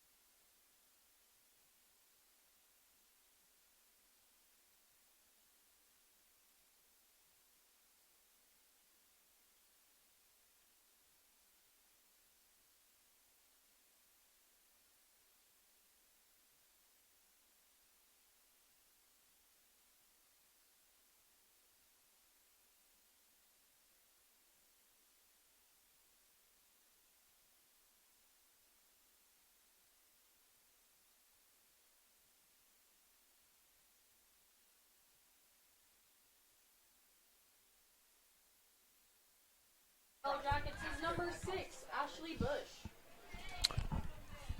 Welcome back, fans. We're in the top of the 7th. Ava Strickland looking to go the distance for your Battling Bishops. Ashley Bush looking to try to start it off for the Yellow Jackets here in the top of the 7th. 5-2 your score. Be ball 1 low. Battling Bishops looking to come back for the second time in as many series after overcoming a 2-run deficit in the second game of doubleheader on Sunday. That one's hit foul, evens the count at 1-1.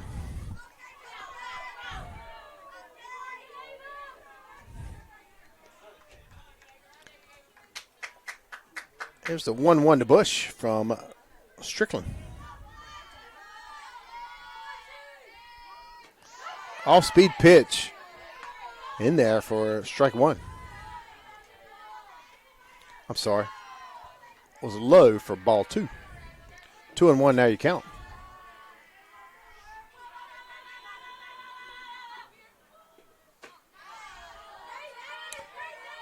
Ball 3 low. That was a fastball.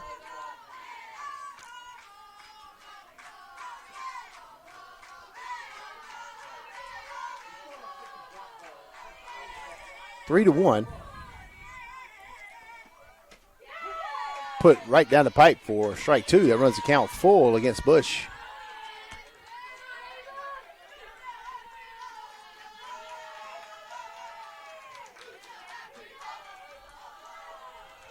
Here's a pitch from Strickland. Swung on, dribbled toward Bain. She grabs it, tosses it to Simmons at first. What a quick in and out of the glove by Savannah Bain over at third for the first out of the inning. Number 3, Kylie Lambert. 1 down. That'll bring up Kylie Lambeth.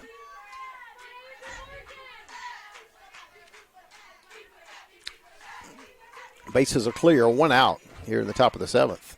That ball low, ball 1.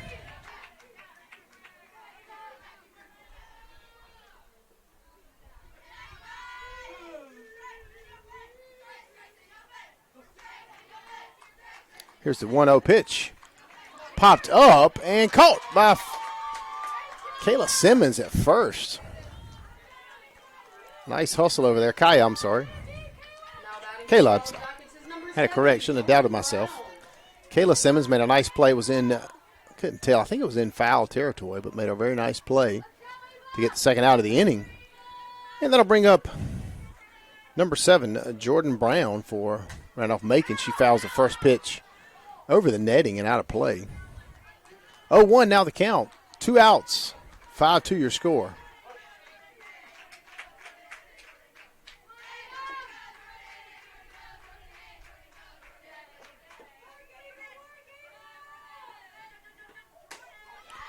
That one's hit deep right center. Jones goes over and makes the play at center for the third out of the inning. And now to be up to your Battling Bishops in the bottom of the 7th to keep this one going. We'll be right back after these words from Flow Sports.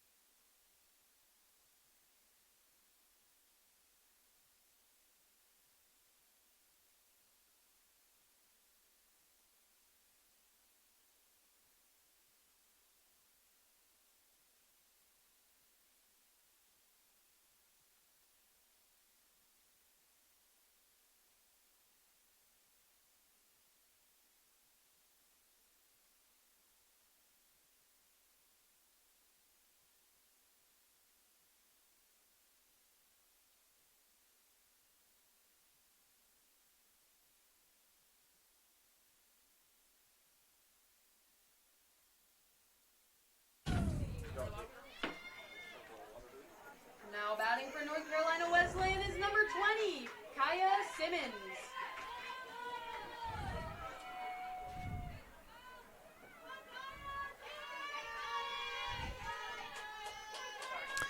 Kaya Simmons at the plate, hits it hard, but foul. Kaya on the day is 0 for 3, but she did reach on an error. So had a fielder's choice, a ground out and a fly out. So looking to get her first hit of the day, and no better time than the present for your Battling Bishops.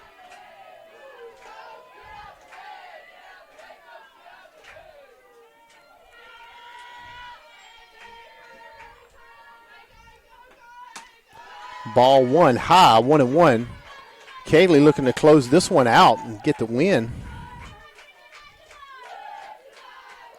after her Yellow Jackets scored 3 in the top of the 6th. Take a 5-2 lead.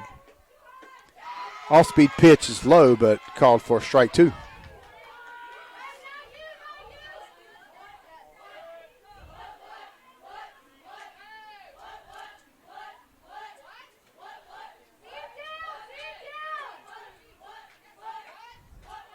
One and two the count to Kaya Simmons. Swung on it, driven hard to left, but foul. Really nice swing and shot there, but it was foul.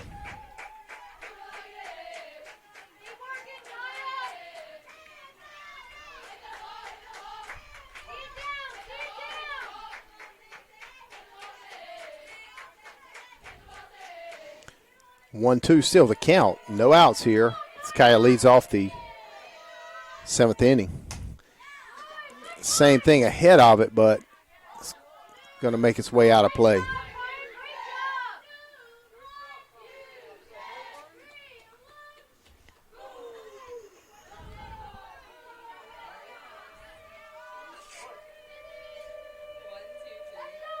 One, two, still the count.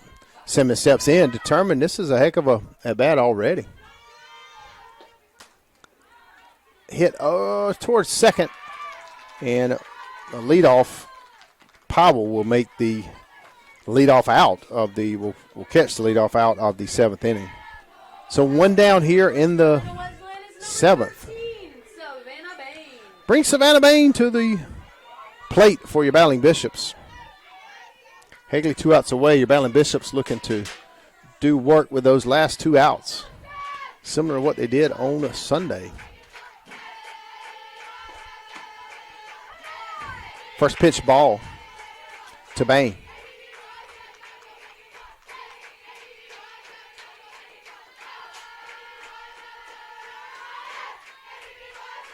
One 0 count, 1 out. Here's the pitch. Off-speed pitch, dribbled to short. Caught, thrown out at first. With Bain down, it brings up Lloyd. Lloyd is into the box. She has had a strong, really strong performance in this second game here.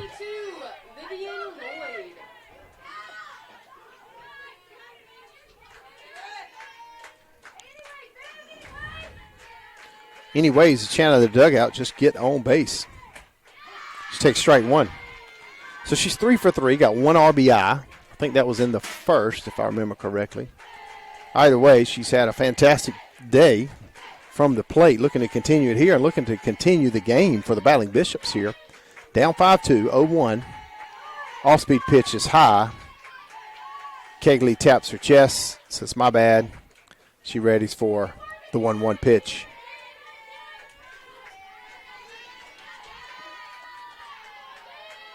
Lloyd in the box, hits it dribbler to second, running to first. The throw is errant. It'll get away. Lloyd will take off for second. She's out at second, trying to extend it, and that'll be the ball game. So your final score will be 5-2. Randolph Macon will be back here in a couple weeks. Thanks for joining us on Flow Sports.